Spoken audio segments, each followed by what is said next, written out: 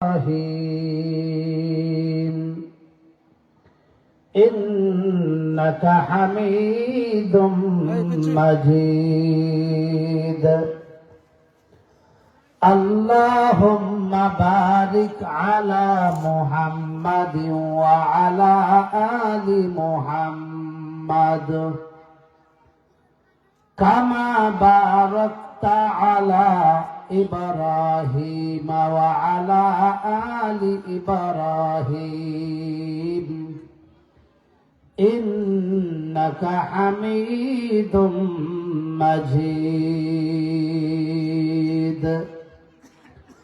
صدق الله العظيم وصدق رسوله النبي الأمي الكريم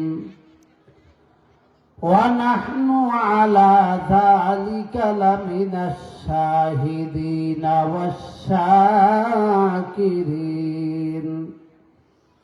والحمد لله رب العالمين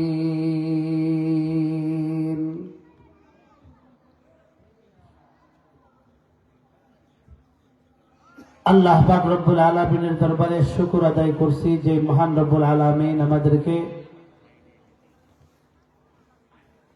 2 দিন ব্যাপী ওয়াজ মাহফিলের আজকে প্রথম দিনের আগত হযরত উলামায়ে কেরাম মুরব্বিয়ানে আযম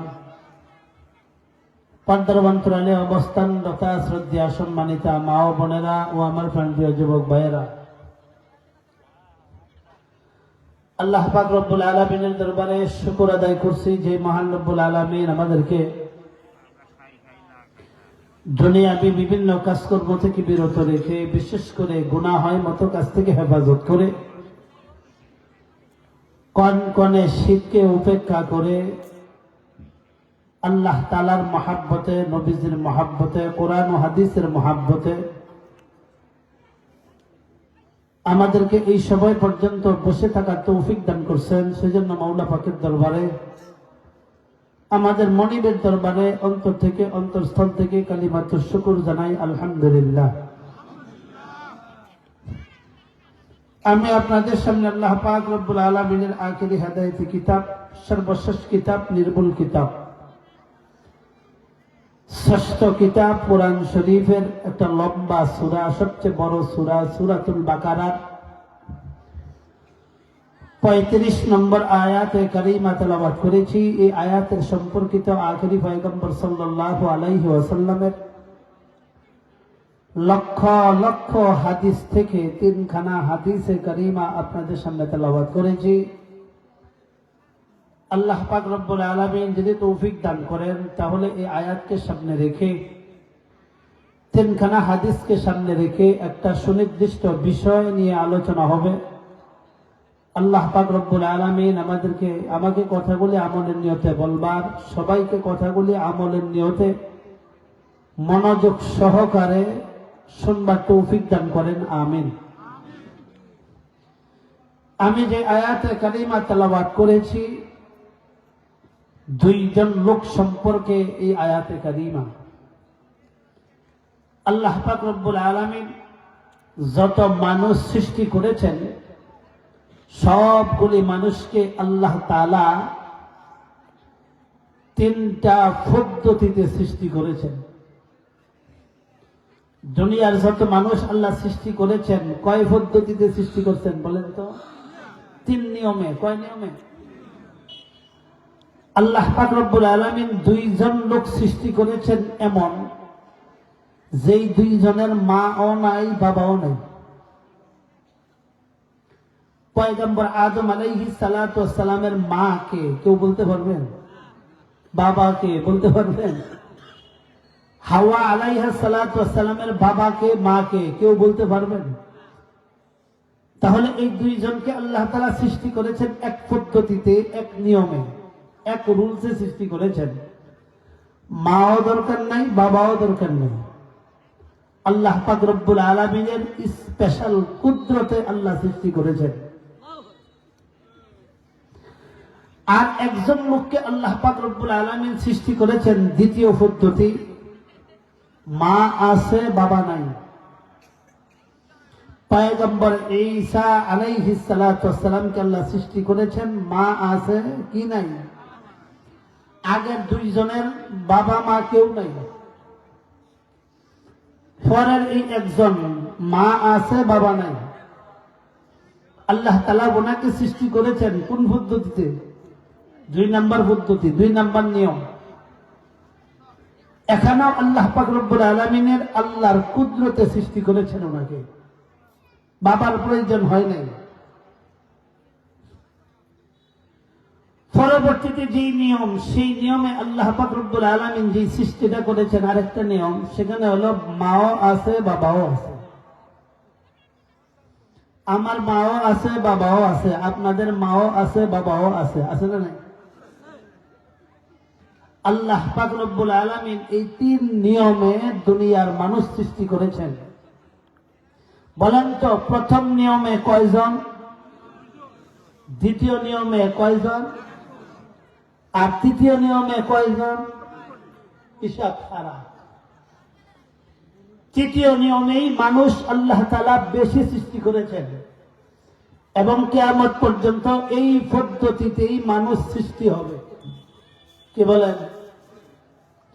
মা বোনেরা ভিতরে মনে হয় একটু আওয়াজ করতেছেন, মা বোনেরা খুব খেয়াল করে কথাগুলি শুনবেন। আজকের বেশিরভাগ কথা হবেই মা বোনদেরকে নিয়ে। কাদেরকে নিয়ে? মা বোনেরা খুব গুরুত্ব সহকারে, মনোযোগ সহকারে কথাগুলি শুনবেন, আল্লাহ তৌফিক দান করেন। বলেন তো মানুষ আল্লাহ তাআলা কয় পদ্ধতিতে সৃষ্টি করেছেন? এটা লাইভ ভিডিও। 3 পদ্ধতি। সর্বপ্রথম সৃষ্টি করেছেন, সবাই আমরা জানি, আদম আলাইহিস সালাতু ওয়াস সালামকে। আদম আলাইহিস সালাতু ওয়াস সালামকে সৃষ্টি করার পর আল্লাহ পাক রব্বুল আলামিন যখন জান্নাতে ঢুকিয়ে দিলেন, কোথায় ঢুকাইছেন? জান্নাতে। আল্লাহ তাআলা যত মাখলুক সৃষ্টি করেছেন, এর মধ্যে বিশেষ করে প্রাণী জগৎ, প্রাণ দিয়েছেন এমন যত মাখলুক সৃষ্টি করেছেন, এর মধ্যে সবচাইতে আদর ও সোহাগ করে সৃষ্টি করেছেন মানুষকে। সবচাইতে আদর ও সোহাগ করে কাদেরকে সৃষ্টি করেছেন? আমাদেরকে। এক কথায় কাদেরকে? আমাদেরকে। এটার প্রমাণ কি?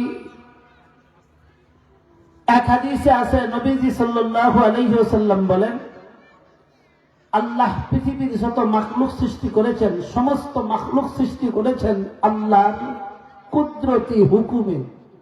আল্লাহর কুদরতি হুকুমে। আল্লাহ কোন জিনিস সৃষ্টি করলে আল্লাহ ইচ্ছা করা মাত্রই হয়ে যায়। ইচ্ছা করা মাত্রই কি? আল্লাহ বলেন, ইন্নামা আমরুহু ইযা আরাদা শাইআন আইয়াকুলা লাহু কুন ফায়াকুন। আল্লাহ পাক রব্বুল আলামিন যখন কোনো কিছু সৃষ্টি করেন, ইন্নামা আমরুহু ইযা আরাদা শাইআন, আল্লাহ যখন ইচ্ছা করেন কোন জিনিসকে সৃষ্টি করবেন, কোন জিনিস করবেন, ইচ্ছা করেন, আইয়াকুলা লাহু কুন ফায়াকুন, আল্লাহ যখন বলেন কুন, হয়ে যাও, হয়ে যায়। হয়ে যাও, আল্লাহ বলেন কুন, হয়ে যাও, ফায়াকুন, হয়ে যায়। আল্লাহ পাক রব্বুল আলামিনের এই কুদরতে, এই নীতিতে পৃথিবীর সব মাখলুক সৃষ্টি করেছেন। কোন নীতিতে বলেন তো? হও, হয়ে যায়। হও বললে কি? হয়ে যায়। এই নীতিতে, এই পদ্ধতিতে, এই রুলস অনুযায়ী গোটা পৃথিবীর, গোটা দুনিয়া আল্লাহ সৃষ্টি করেছেন। আল্লাহ পাক রব্বুল আলামিন মাত্র 3টা জিনিস আল্লাহ নিজের কুদরতি হাতে সৃষ্টি করেছেন। এই 3 জিনিসের মধ্যে 1 নাম্বার হলো আল্লাহ পাক রব্বুল আলামিন মানুষ সৃষ্টি করেছেন নিজের হাতে। মানুষ ভালো হয়েছে। কার হাতে? এটা আমার কথা না, আমাদের প্রিয় নবী সাল্লাল্লাহু আলাইহি ওয়াসাল্লাম বলেছেন, قال النبي صلى الله عليه وسلم إن الله تعالى خلق ثلاثة أشياء بيده তিনটা জিনিস আল্লাহ নিজের হাতে সৃষ্টি করছেন। বলেন কয়টা জিনিস? খালাকা আদম বিয়াদি, আল্লাহ পয়গম্বর আদমকে নিজের হাতে সৃষ্টি করেছেন।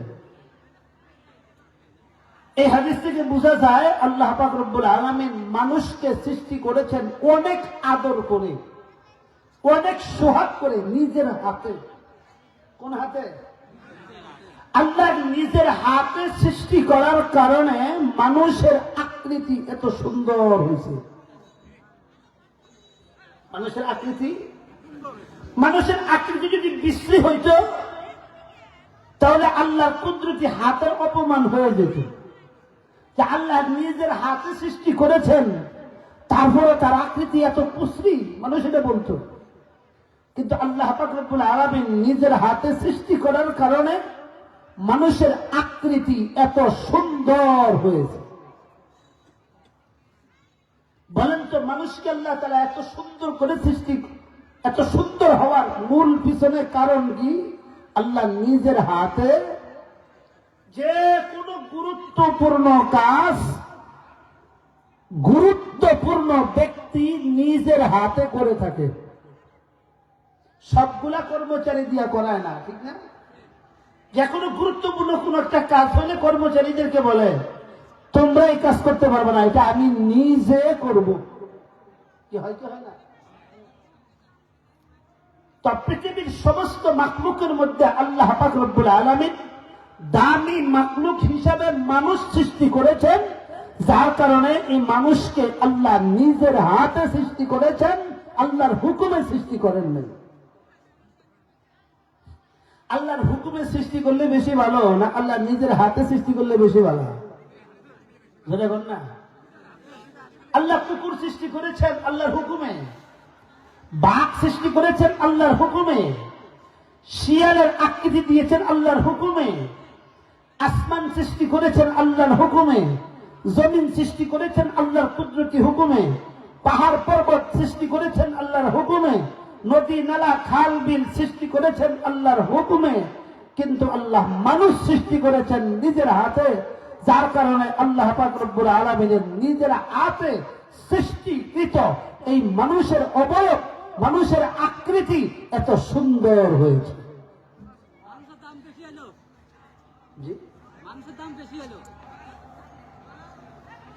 এত সুন্দর আকৃতি আল্লাহ দিয়া সৃষ্টি করেছেন। আল্লাহ বলেছেন লাকাদ খালাকনাল ইনসানা ফি আহসানি তাকওয়িম। নিশ্চয় নিশ্চয় আল্লাহ তাআলা লাকাদ খালাকনাল ইনসানা, নিশ্চয় আমি আল্লাহ মানুষকে সৃষ্টি করেছি ফি আহসানি তাকওয়িম, সুন্দর আকৃতিতে। মানুষের চেয়ে এত সুন্দর আকৃতি পৃথিবীতে আর কোন মাখলুকের নেই। বলতেছিলাম তিনটা জিনিস আল্লাহ নিজের হাতে সৃষ্টি করেছেন। কটা জিনিস? এর মধ্যে মানুষ এক নাম্বার। পয়গম্বর আদমকে আল্লাহ পাক রব্বুল আলামিন নিজের হাতে সৃষ্টি করেছেন। আল্লাহ নবী সাল্লাল্লাহু আলাইহি ওয়াসাল্লাম বলেন খালাকা আদম বিয়াদি, আল্লাহ পাক রব্বুল আলামিন আদম আলাইহিস সালাতু ওয়াস সালামকে সৃষ্টি করেছেন নিজের হাতে। এক। দ্বিতীয় নম্বরে কি সৃষ্টি করেছেন? ওয়া কাতাবাত তাওরাতা বিয়াদি, তাওরাত কিতাব, আসমানি যতগুলি কিতাব আল্লাহ অবতীর্ণ করেছেন এর মধ্যে তাওরাত কিতাব আল্লাহ নিজ কুদরতি হাতে লিপিবদ্ধ করেছেন। তাওরাত কিতাবের রাইটার আল্লাহ নিজে। এজন্য নবীজি বলেন ওয়া কাতাবাত তাওরাতা বিয়াদি, তাওরাত কিতাব আল্লাহ নিজের হাতে লিপিবদ্ধ করেছেন। তৃতীয় নম্বর আরেকটা কাজ আল্লাহ নিজের কুদরতি হাতে করেছেন, সেটা হলো আজ জান্নাতের ভিতরে আল্লাহ যত গাছ রোপণ করেছেন, যত গাছ রোপণ করা হয়েছে, আল্লাহ কোন ফেরেশতার সহযোগিতা নেননি, আল্লাহ কোন ফেরেশতাকে বলেননি, বরং জান্নাতের এ টু জেড, জান্নাতের যত গাছ রোপণ করা হয়েছে আল্লাহর কুদরতি হাতে, আল্লাহ নিজ হাতে রোপণ করেছেন। বলেন তো কয়টা কাজ আল্লাহ নিজের হাতে করছেন? ধরে বলেন। এক নম্বরে কি? আমাদেরকে আল্লাহ নিজের হাতে সৃষ্টি করেছেন, পয়গম্বর আদমকে। দুই নম্বরে তৌরিত কিতাব নিজের হাতে লিখছেন। তিন নম্বরে জান্নাতের সব গাছ আল্লাহ নিজের হাতে রোপণ করেছেন। তাহলে কয়টা জিনিস পাইলাম? তিনটা জিনিস। বলতেছিলাম আল্লাহ পাক রব্বুল আলামিন পয়গম্বর আদমকে সৃষ্টি করার পরে আল্লাহ জান্নাতে ঢুকিয়ে দিলেন। কোথায়? জান্নাতে। জান্নাতে দেওয়ার পর পয়গম্বর আদম আলাইহিস সালাতু ওয়াস সালাম জান্নাতের ভিতরে অবস্থান করতেছিলেন, কিন্তু পয়গম্বর আদম আলাইহিস সালাতু ওয়াস সালাম জান্নাতের ভিতরে একটা জিনিস মিস করতেছিলেন। সবকিছু ওনার ঠিক আছে, জান্নাতের যে কোনো গাছের ফল খায়, যে কোনো নিয়ামত ভোগ করে, যে কোনো নাজ নিয়ামত ভোগ করে, কিন্তু উনি যেন কাউকে মিস করতেছে এমন বোঝা যাচ্ছে। এবার বলেন তো আদম আলাইহিস সালাতু ওয়াস সালাম কাকে মিস করেন? এটা কি আল্লাহ জানেন কি জানেন না? তাফসীরে ইবনে কাসিরে স্পষ্ট লেখা আছে, আল্লাহ পাক রব্বুল আলামিন আদম আলাইহিস সালাতু ওয়াস সালামের চোখের মধ্যে এমন ঘুমের একটা ভাব দিলেন। আমাদের তো অনেক সময় ট্যাবলেট খেয়ে ঘুমাইতে হয়, কি ঠিক না? আদম আলাইহিস সালাতু ওয়াস সালামের চোখে আল্লাহ তাআলা একটা ঘুমের ভাব, বিভোর ঘুম। আদম আলাইহিস সালাতু ওয়াস সালাম একেবারে বিভোর ঘুমের ভিতরে, জান্নাতের ভিতরে ঘুম। এমত অবস্থায় আল্লাহ পাক রব্বুল আলামিন আদম আলাইহিস সালাতু ওয়াস সালামের বাম পাশ থেকে একটা বাঁকা পাঁজর, বাম পাশের যে হাড়গুলা, এখান থেকে একটা বাঁকা হাড় নিয়ে আল্লাহ পাক রব্বুল আলামিন হাওয়া আলাইহাস সালাতু ওয়াস সালামকে সৃষ্টি করলেন। বলেন তো কাকে সৃষ্টি করছেন এই পাশ থেকে হাড় নিয়ে? হাওয়া আলাইহাস সালাতু ওয়াস সালামকে। এই জন্য দেখবেন মানুষের এই পাশে, বাম পাশে একটা পাঁজর কম। যে কোনো গরু জবাই করে দেখবেন এই পাশে একটা নাই, একটা কম আছে, বাম পাশে একটা কি আছে? শর্ট। তো শর্ট করলো গেল কই? শর্ট করলো গেল কই? আল্লাহ পাক রব্বুল আলামিন, মা বোনেরা খুব খেয়াল করে শোনেন, আপনাদেরকে আল্লাহ কি দিয়ে সৃষ্টি করছেন? বাম পাশের বাঁকা হাড় দিয়ে সৃষ্টি করেছেন। সোজা হাড় না বাঁকা হাড়? এই বাঁকা হাড় দিয়ে সৃষ্টি করার কারণে কিয়ামত পর্যন্ত মা বোনদের ভিতরে একটা তেড়াফনি থাকে। সোজা একটা কথা দেখবেন উত্তর সোজাভাবে দিবে না, এটা উল্টাই দিবে। কারণ আল্লাহ তাদেরকে সৃষ্টি করেছেন বাঁকা হাড় দিয়া। কি দিয়া? আল্লাহ পাকের নবী আখিরি পয়গম্বর বিশ্ব নবী বলেন, খলিকাহুন্না মিন জিলাইব। ও দুনিয়ার পুরুষেরা শুনে রাখো, মা বোনদেরকে, এদেরকে সৃষ্টি করা হয়েছে বাঁকা হাড় দিয়া। কি হাড় দিয়া? পৃথিবীর সব পুরুষদেরকে আল্লাহ রাসূল সাল্লাল্লাহু আলাইহি ওয়াসাল্লাম একটা নসিহত করছেন, কয়েদেরকে সৃষ্টি করা হয়েছে বাঁকা হাড় দিয়া, তুমি নিজে মাতাব্বরি করে যাও না সোজা করতা, তাহলে ভেঙে যাবে। তাহলে কি হয়ে যাবে? জোরে কইবে, তাহলে ভেঙে যাবে। তুমি সোজা করতে যাও না, কারণ আল্লাহ সৃষ্টি করছেন তাদেরকে বাঁকা হাত দিয়া। আর তুমি যদি সোজা করতে চাও তাহলে সোজা হবে না, বাঁকা সাত্তাহু, তাকে ভেঙে ফেলবা। আকাশরুহু তালাকুন, আর এদের ভেঙে যাবার অর্থ হইলেও তালাক দিয়ে দিতে হবে। তাহলে সোজা করার কোন সিস্টেম আছে? মেয়েদেরকে সোজা করার কোন অপশন আছে? ফিরাইয়া কিলাইয়া গুতাইয়া পারতেন না। এই বাঁকাটাকে নিয়েই চলতে হবে, বাঁকাটাকে নিয়েই। মেয়েদের কোনো বদনাম না, এটা মেয়েদের এটা কোনো দুর্নাম না। আল্লাহ সৃষ্টি করছেন তাদেরকে বাঁকা হাড় দিয়া। এখন আর কিছু করার নাই। তা হাওয়া আলাইহিস সালাতু ওয়াসসালামকে বাঁকা হাত দিয়ে সৃষ্টি করেই আদম আলাইহিস সালাতু ওয়াসসালাম জানি কোথায়? ঘুমে। কোথায়? একেবারে এই মাথার পাশে রূপসী একজন মহিলা, নারী বসায় রাখছে। বসানোর পর আদম আলাইহিস সালাতু ওয়াসসালামের জান্নাতের ভিতরে ঘুম ভাঙছে। ঘুম ভাঙতে দেখি পাশে এই সুন্দরী রমণী দেখা, হায় আমি তো এতদিন যাবৎ এরই মিস করতেছি।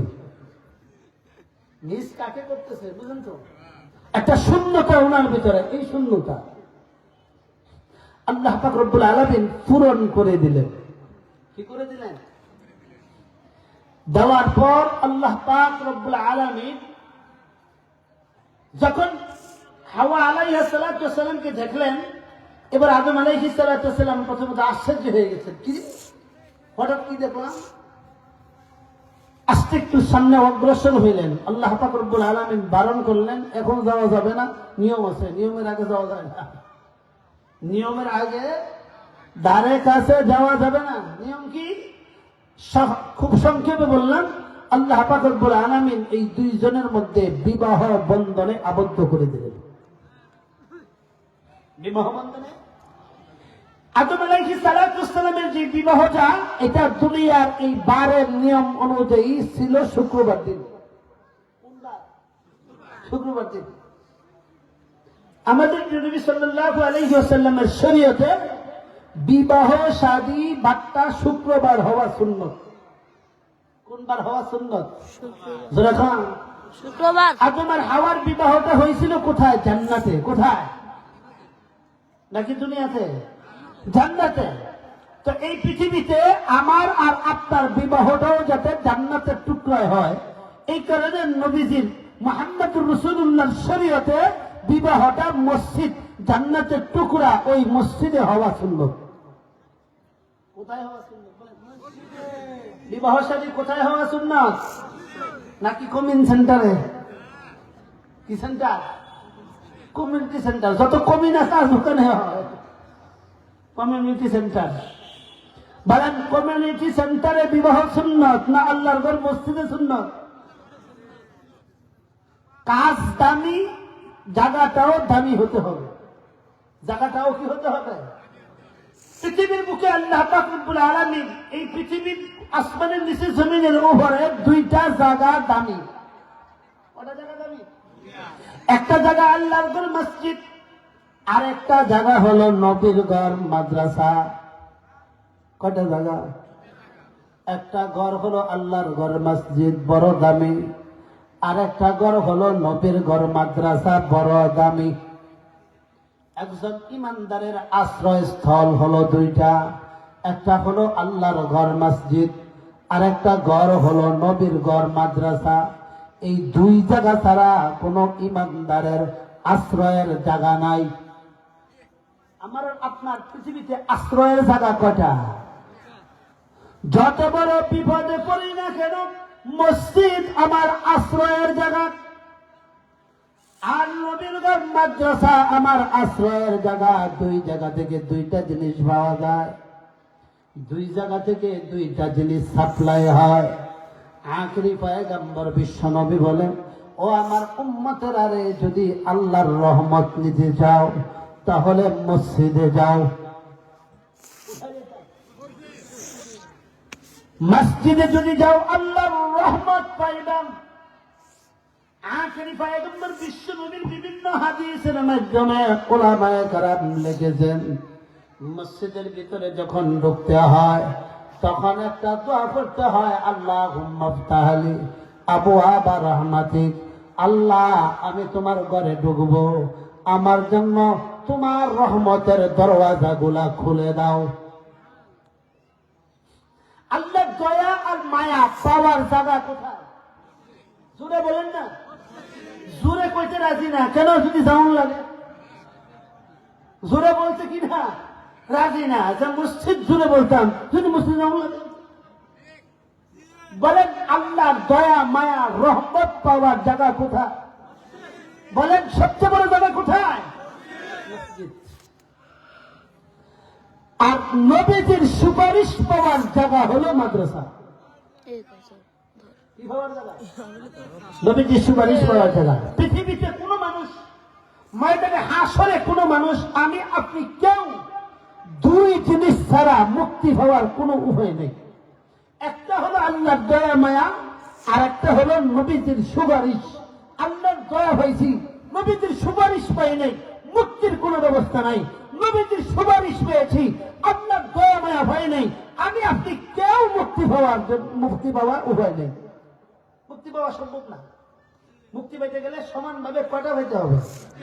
একটা হলো আল্লাহর দয়া মায়া, আর একটা হলো নবীজির সুপারিশ।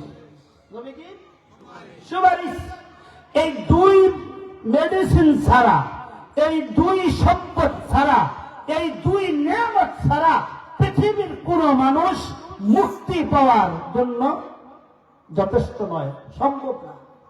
মানে মুক্তি হইতে কয় জিনিস লাগবে? কয়টা?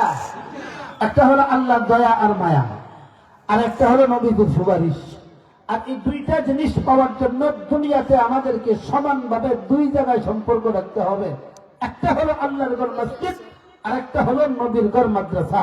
এই দুই ঘরে, এই দুই সম্পদের সাথে যদি আমরা সম্পৃক্ত রেখে দুনিয়া থেকে যেতে পারি, তাহলে ময়দানে হাসরে গিয়ে আল্লাহর রহমত, নবীজির সুপারিশ পাওয়া সম্ভব। কয় জিনিস পাওয়া সম্ভব? দুটা জিনিস। আল্লাহ আমাদের সবাইকে এই দুই জিনিসের সাথে, এই দুই ঘরের সাথে সম্পৃক্ত থাকার তৌফিক দান করে। তাহলে কোন দিক থেকে কোন দিক চলে গেছিলাম? বলছিলাম যে জান্নাতের ভিতরে এই দুইজনের বিবাহ বন্ধনে যখন আবদ্ধ হয়ে গেল, এবার হলো তাদের দাম্পত্য জীবন পরিচালনা কিভাবে করবে। আল্লাহ পাক রব্বুল আলামিন একটা নীতি বয়ান করেছেন। কি বর্ণনা করেছেন? নীতি। কে কার আন্ডারে থাকবে? স্বামী স্ত্রীর আন্ডারে থাকবে, না স্ত্রী স্বামীর আন্ডারে থাকবে? কে কার আন্ডারে থাকবে? আল্লাহ পাক রব্বুল আলামিন পয়গম্বর আদমকে ডাক দিয়া বলেন, ওয়া কুলনা ইয়া আদম উসকুন আনতা ওয়া যাওজুকাল জান্নাহ। আল্লাহ বলেন, আমি ডাক দিলাম আদমকে। কাকে? ওয়া কুলনা ইয়া আদম উসকুন আনতা ওয়া যাওজুকাল জান্নাহ। হে আদম, তুমি তোমার স্ত্রীকে নিয়ে জান্নাতে থাকো। কোথায় থাকো? বলেন। আদম আলাইহিস সালামের কোন গার্লফ্রেন্ড ছিল না, কারণ হাওয়া আলাইহিস সালামকে গার্লফ্রেন্ড বানানোর সুযোগই হয়েছে। কি হয়েছে না? চাইছি যখন দেখছে একটু আকর্ষণ হয়েছিল, আল্লাহ কয় গার্লফ্রেন্ড বানানোর কোন সিস্টেম নেই। গার্লফ্রেন্ড বানানোর কোন কি নেই? সিস্টেম নাই। আবার হাওয়া তুমিও আদমকে বয়ফ্রেন্ড বানাইবা, তাও সিস্টেম নাই। তাহলে কি? স্বামী স্ত্রী হয়ে যাও। কি হয়ে যেত? ধরে বলেন, কি হয়ে যেত? কেন? পৃথিবীতে সবচাইতে ভালোবাসার জায়গা হলো বিবাহর পরে। কোন জায়গার পরে? আজকে আমাদের বিবাহর পরে শুধু বিচ্ছেদ বেশি হয়। বিচ্ছেদ কি হয়? বেশি হয়। কেন হয়? ওই যে বিবাহের আগে আরেকজনকে ভালোবাসা হেন শেষ, ভালোবাসার যে ডিব্বা বোতল খালি হয়ে গেছে হেন। ঠিক তো ঠিক? বিবাহের পরে স্ত্রীকে যে ভালোবাসা দিবে, আর ভালোবাসা নাই, বোতল এটা আগেই শেষ করে হয়েছে। ঠিক না ঠিক? এই কারণে বিচ্ছেদ বেশি হচ্ছে আমাদের। বিচ্ছেদটা কি হচ্ছে? বেশি হয়েছে। আল্লাহ আমাদের বুঝার তৌফিক দান করেন। যখন আদম আর হাওয়া বিবাহ বন্ধনে আবদ্ধ হয়ে গেল, আমি আগে দুইটা সুন্নতের কথা বলেছি। বলেন তো, বিবাহটা কোন জায়গায় হওয়া সুন্নত? কমিউনিটি সেন্টার না মসজিদে? মসজিদে। কেন? আমাদের আদি পিতা আর আদি মা আদম আর হাওয়ার বিবাহটা হয়েছে জান্নাতে। সুতরাং এই পৃথিবীতে ওই জান্নাত আমরা পাবো না, তবে আল্লাহর ঘর মসজিদ জান্নাতের টুকরা, যার কারণে ওখানে বিবাহ সুন্নত। বার্তা ছিল শুক্রবার, আমরাও বিবাহ শুক্রবার দিন সুন্নত। কোন দিন সুন্নত? তাহলে কয়টা জিনিস পেলাম সুন্নত? দুইটা হয়ে গেলাম। আল্লাহ তৌফিক দান করেন, কয় ঘন্টা করে? আল্লাহ আমল করার তৌফিক দান করেন।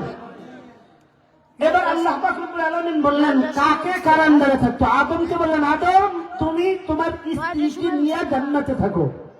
1 ঘন্টা থাকবো। وَقُلْنَا يَا آدَمُ اسْكُنْ أَنْتَ وَزَوْجُكَ الْجَنَّةَ। আদম তুমি তোমার স্ত্রীকে নিয়ে জান্নাতে থাকো। যেহেতু আল্লাহ আদমকে ডাক দিলেন, আদম পুরুষ না মহিলা? আদম বেটা না বেটি? হ্যাঁ? বেটা। তাহলে আদম যদি বেটা হয়ে থাকে, আদম স্বামী না স্ত্রী? স্বামী। তাহলে স্বামীকে আল্লাহ বললেন তুমি তোমার স্ত্রীকে নিয়ে জান্নাতে থাকো। কেন থাকো? কারণ মা বোনেরা বিবাহের আগে সবচেয়ে বড় সিকিউরিটি গার্ড হলো বিবাহের আগে একজন কন্যার জন্য বাবা বড় ভাইয়ের চাইতে বড় সিকিউরিটি গার্ড পৃথিবীতে আর কেউ নেই। পৃথিবীতে আর কেউ নাই। আর বিবাহের পরে মা বোনদের জন্য সবচেয়ে বড় সিকিউরিটি গার্ড হলো তার স্বামী। স্বামীর সাথে বড় সিকিউরিটি গার্ড আর কাউকে হইবে? এই জন্য আল্লাহ পাক রব্বুল আলামিন আদমকে বলেন আদম তুমি তোমার স্ত্রীকে নিয়ে জান্নাতের ভিতরে থাকো। কোথায় থাকতো? জান্নাতের ভিতরে থাকবা। আমি আল্লাহ পাক রব্বুল আলামিন জীবন যাপন করার জন্য থাকার বেলায় আমি আল্লাহ স্বাধীনতা দেইনি, স্বাধীনতা দেই নাই। কিয়ামত পর্যন্ত আমি আল্লাহ কোন মহিলাকে বিবাহের পরে স্বাধীনতা দেব না। একমাত্র স্বামীর হুকুম মাইনা চলতে হবে। চলার ক্ষেত্রে কি নেই? স্বাধীনতা নাই। কারণ চলার ক্ষেত্রে স্বাধীনতা গ্রহণ করলেই নারী বিপদে পড়বে। কোথায় পড়বে? নারী প্রিজিং এর শিকার হবে, নারী দর্শনের শিকার হবে। হবে কি হবে না? দর্শনের শিকার হবে, ইপ্রিজিং এর শিকার হবে। এই কারণে আমি আল্লাহ পাক রব্বুল আলামিন রুলস নিয়ম নীতি বলে দিলাম, ও দুনিয়ার নারীরা তোমরা চেষ্টা করবা স্বামীর হুকুম মেনে চলার জন্য, স্বামীর আন্ডারে চলার জন্য, স্বামীর মাথাতে চলার জন্য। স্বামীর হুকুম মেনে চলবা। যদি তুমি স্ত্রী স্বামীর হুকুম মেনে চলতে পারো, আদম আর হাওয়া জান্নাতের মধ্যে যেরকম ভাবে নাকি শান্তিময় জীবন যাপন করেছে, তোমরা দুনিয়ার মধ্যে শান্তিময় জীবন যাপন করবা। এই জায়গায় এই দাম্পত্য জীবনে স্বামীর আন্ডারে যে স্ত্রীরা, ওই দাম্পত্য জীবনটা তাদের ওই ফ্যামিলিতে যে দেখবেন ছোট খাটো একটা মিনি জান্নাতের টুকরা। 10টা বাজছে। আর যদি এই জায়গায় জ্ঞানজাম হয় তাহলে স্যার ভাইবেন মিনি জাহান্নামের টুকরা। এই কথা জিজ্ঞাসা করে কি অবস্থা? তো কি অবস্থা? তো জাহান্নামের জাম লাগতো না। হ্যাঁ আমি জাহান্নামের মধ্যে আছি। কি ঠিক না বেঠিক? জোরে বলেন না। নার শব্দের অর্থ হইল আগুন। নার শব্দের অর্থ কি? জোরে বলেন না। নারী শব্দের অর্থ হইল আগুন। নারী শব্দের অর্থ আগুন। যাক, মোটামুটি কথা হলো এই পৃথিবীতে দাম্পত্য জীবনে, পারিবারিক জীবনে স্ত্রীরা কার আন্ডারে থাকবে বলেন? স্বামীর আন্ডারে। আপনারা শুনেন, মহিলাকে কোনো দরকার নেই, তারা এমনি শুনতেছে। তাহলে আমরা স্বামীর আন্ডারে থাকবো, এক। দ্বিতীয় নম্বর নীতি আল্লাহ বয়ান করছেন ওয়াকুলা মিনহা রাগাদান হাইসু শিকতুমা। আল্লাহ আদম আর হাওয়াকে জান্নাতে দিয়ে বলতেন, হে আদম আর হাওয়া, থাকার বেলায় আমি আল্লাহ স্ত্রীকে স্বামীর আন্ডারে ঢুকিয়ে দিলাম, তবে খাবারের বেলায় আমি আল্লাহ কাউকে কারো আন্ডারে দেব না। খাবারের বেলায় আমি আল্লাহ স্বাধীন করে দিয়েছি। হ্যাঁ হাওয়া, তুমি জান্নাত থেকে যা ইচ্ছা তা খাইবা, যখন ইচ্ছা তখন খাইবা, যেটা ইচ্ছা সেটা খাইবা, যেটা ইচ্ছা সেটাই খাইবা। হ্যাঁ আদম, তুমিও জান্নাতের ভিতরে যেখান থেকে ইচ্ছা সেখান থেকে খাইবা, যা ইচ্ছা তা খাইবা, যখন ইচ্ছা তখন খাইবা। আমি আল্লাহ এখানে কাউকে কি করি নাই, কারো আন্ডারে করে দেই নাই। যদি কাউকে কারো আন্ডারে করে দেই, জ্ঞানজাম বাঁচবে। কেমন জ্ঞানজাম বাঁচবে? পুরুষের রুচি আর নারীদের রুচি একরকম না, বেশ কম আছে? ও অনেক বেশ কম। নারীরা সাধারণভাবে জাল একটু বেশি খেতে পারবে। খালি দেখবেন বোম্বাই মরিচ, বাজারে গেলে এটা 5 টাকা 10 টাকা বোম্বাই মরিচ আনা যায় না, ঠিক না? ঠিক। এখন আমি পুরুষ তো বোম্বাই মরিচ খাবো দূরের কথা, দেখলেও ডর লাগে, কি ঠিক না? ঠিক। এখন স্ত্রীকে যদি আল্লাহ বলতো, হে স্ত্রী তুমি যা খাইবা তোমার স্বামীরে নিয়ে খাইবা, তাহলে স্ত্রী বোম্বাই মরিচ কি করে পছন্দ করে, স্বামী পছন্দ করে না, তখন স্ত্রী বলতো বোম্বাই মরিচ খাইছি, আমি খাইতাম না, খাওয়া লাগবো, খাইতাম না, বাস্তব জানতাম, কি ঠিক না? ঠিক। ঠিক তেমনি ভাবে স্বামীর রুচি একরকম, স্ত্রীর রুচি ভিন্ন। স্বামী যা খাবে যদি বলে তুমি তোমার স্ত্রীকে নিয়ে তা খাইবা, তাও গঞ্জাম বাস্তব। কারণ স্বামী যেটা পছন্দ করে স্ত্রী সাধারণত মহিলারা এটা পছন্দ করে না। গঞ্জাম বাস্তব কি বাস্তব না? আল্লাহ বলেন যে গঞ্জামের দরকার নাই, তোমার রুচি যা মন চায় তা খাইবা, তোমার রুচি যা মন চায় তা খাইবা। খাবারের বেলায় আমি আল্লাহ তাআলা পূর্ণ স্বাধীনতা দিয়ে দিলাম। পূর্ণ কি দিয়ে দিলাম? স্বাধীনতা দিয়ে দিলাম। আর কোন গঞ্জাম নাই। বলেন যদি কি এবার বুঝে থাকলে, কয়েকটা কথা বুঝতে থাকলে আপনারা এবার খন, স্ত্রীরা নিজের মন মতো চলতে পারবে না স্বামীর আন্ডারে চলতে হবে? খাবারের ব্যাপারে কারো আন্ডারে চলতে পারবে? পারবে না। কারো আন্ডারে চলতে হবে না। স্বামীর ঘর থেকে সে যা ইচ্ছা তা খেয়ে দেবে, কোনো নিষেধ নেই। কোন স্বামীর কথা বলতেও পারবে না তুমি এটা খাইলে, বলার কোন অধিকার নাই। আল্লাহ পাক রব্বুল আলামিন আমাদের সবাইকে বুঝার তৌফিক দান করেন। স্ত্রীকে স্বামীকে মেনে চলবে এমন মহিলা বর্তমান যুগে আমাদের হওয়া বড় কঠিন,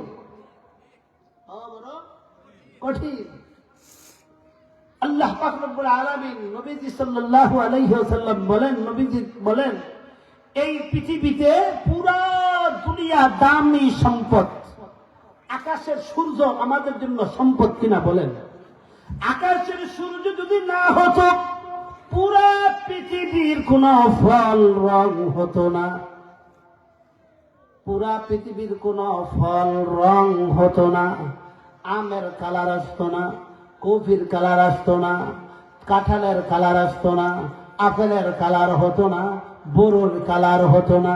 পুরা পৃথিবীর ফলের কালার ম্যানকে সূর্য, বলেন কে? অথচ সূর্য দেখেন দুনিয়া থেকে, পৃথিবী থেকে কত হাজার মাইল, কোটি মাইল দূরে।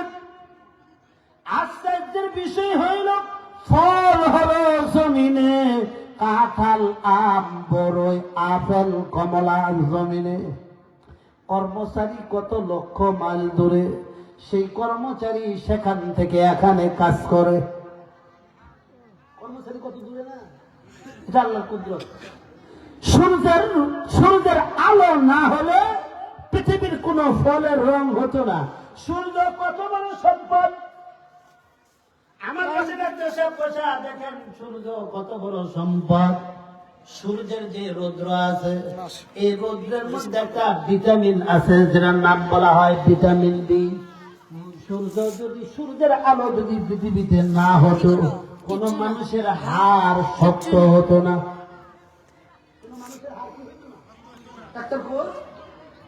পৃথিবীর কোন মানুষের হাড় শক্ত হতো না, হাত দিয়ে আপনি শক্ত কাজ করতে পারতেন না। সূর্যের আলোর মাধ্যমে আমার আর আপনার হাড় গুলা শক্ত হয়। তাহলে সূর্য আমাদের জন্য বড় দামি সম্পদ কিনা? ঠিক তেমনি ভাবে আরেকটা আকাশের মধ্যে, সৌর জগতের মধ্যে আরেকটা সম্পদ আছে আমাদের জন্য, চাঁদ। চাঁদের আলো যদি না হতো আমের মজা ভিতরে পাইতেন না, কাঁঠালের মজা হতো না, বড়ের মজা হতো না, আনারসের মজা হতো না, কমলার মজা হতো না, আনারের মজা হতো না। কত লক্ষ মাইল দূরে কর্মচারী, কিন্তু ডিউটি হলো জমিনে, ডিউটি হলো। তাহলে চাঁদ আমাদের জন্য দামি একটা সম্পদ কিনা? এইভাবে যদি সারা রাত মাত্র বলা হয় আল্লাহ পাক রব্বুল আলামিন পৃথিবীতে যত মাখলুক সৃষ্টি করেছেন সব মাখলুকগুলো আমাদের জন্য বড় দামি দামি সম্পদ। চাঁদ যেভাবে সম্পদ, তেমনি ভাবে সূর্য সম্পদ, আকাশের তারকাগুলো আমাদের জন্য সম্পদ, নদী নালা সম্পদ, খাল বিল সম্পদ, পাহাড় পর্বত সম্পদ, প্রাণী জগৎ সম্পদ, উদ্ভিদ জগৎ সম্পদ। গোটা পৃথিবীর গাছপালা যদি না হতো তাহলে আমরা অক্সিজেন শূন্যতায় মারা যেতাম। পৃথিবীর কোন গাছ যদি না থাকতো আমরা অক্সিজেন পাইতাম না। অক্সিজেন বর্তমান বিশ্বের মধ্যে একটা গাছ আছে যেই গাছটাকে ইহুদি গাছ বলা হয়। এটা হলো 81 গাছ। কি গাছ? 81 গাছ মানুষের কার্বন ডাই অক্সাইড গ্রহণ করে, কিন্তু এই গাছ এত বড় কৃপণ অক্সিজেন ছাড়ে না। অক্সিজেন ছাড়ে না, এই গাছ অক্সিজেন ছাড়ে না। এই 81 গাছ বাংলাদেশে যখন রোপণ করা শুরু হইল আমরা বিভিন্ন রোগে বেশি জর্জরিত হচ্ছি, কারণ অক্সিজেন শূন্যতা দেখা দিচ্ছে এই গাছের কারণে। বর্তমান সরকার আমাদের অঞ্চলে আগে খুব এই গাছগুলো লাগাইতো, এই বছর লাগানো বন্ধ করে দিছে। এই গাছ আর লাগানো যাবে না। বলেন কোন গাছ? 81 গাছ।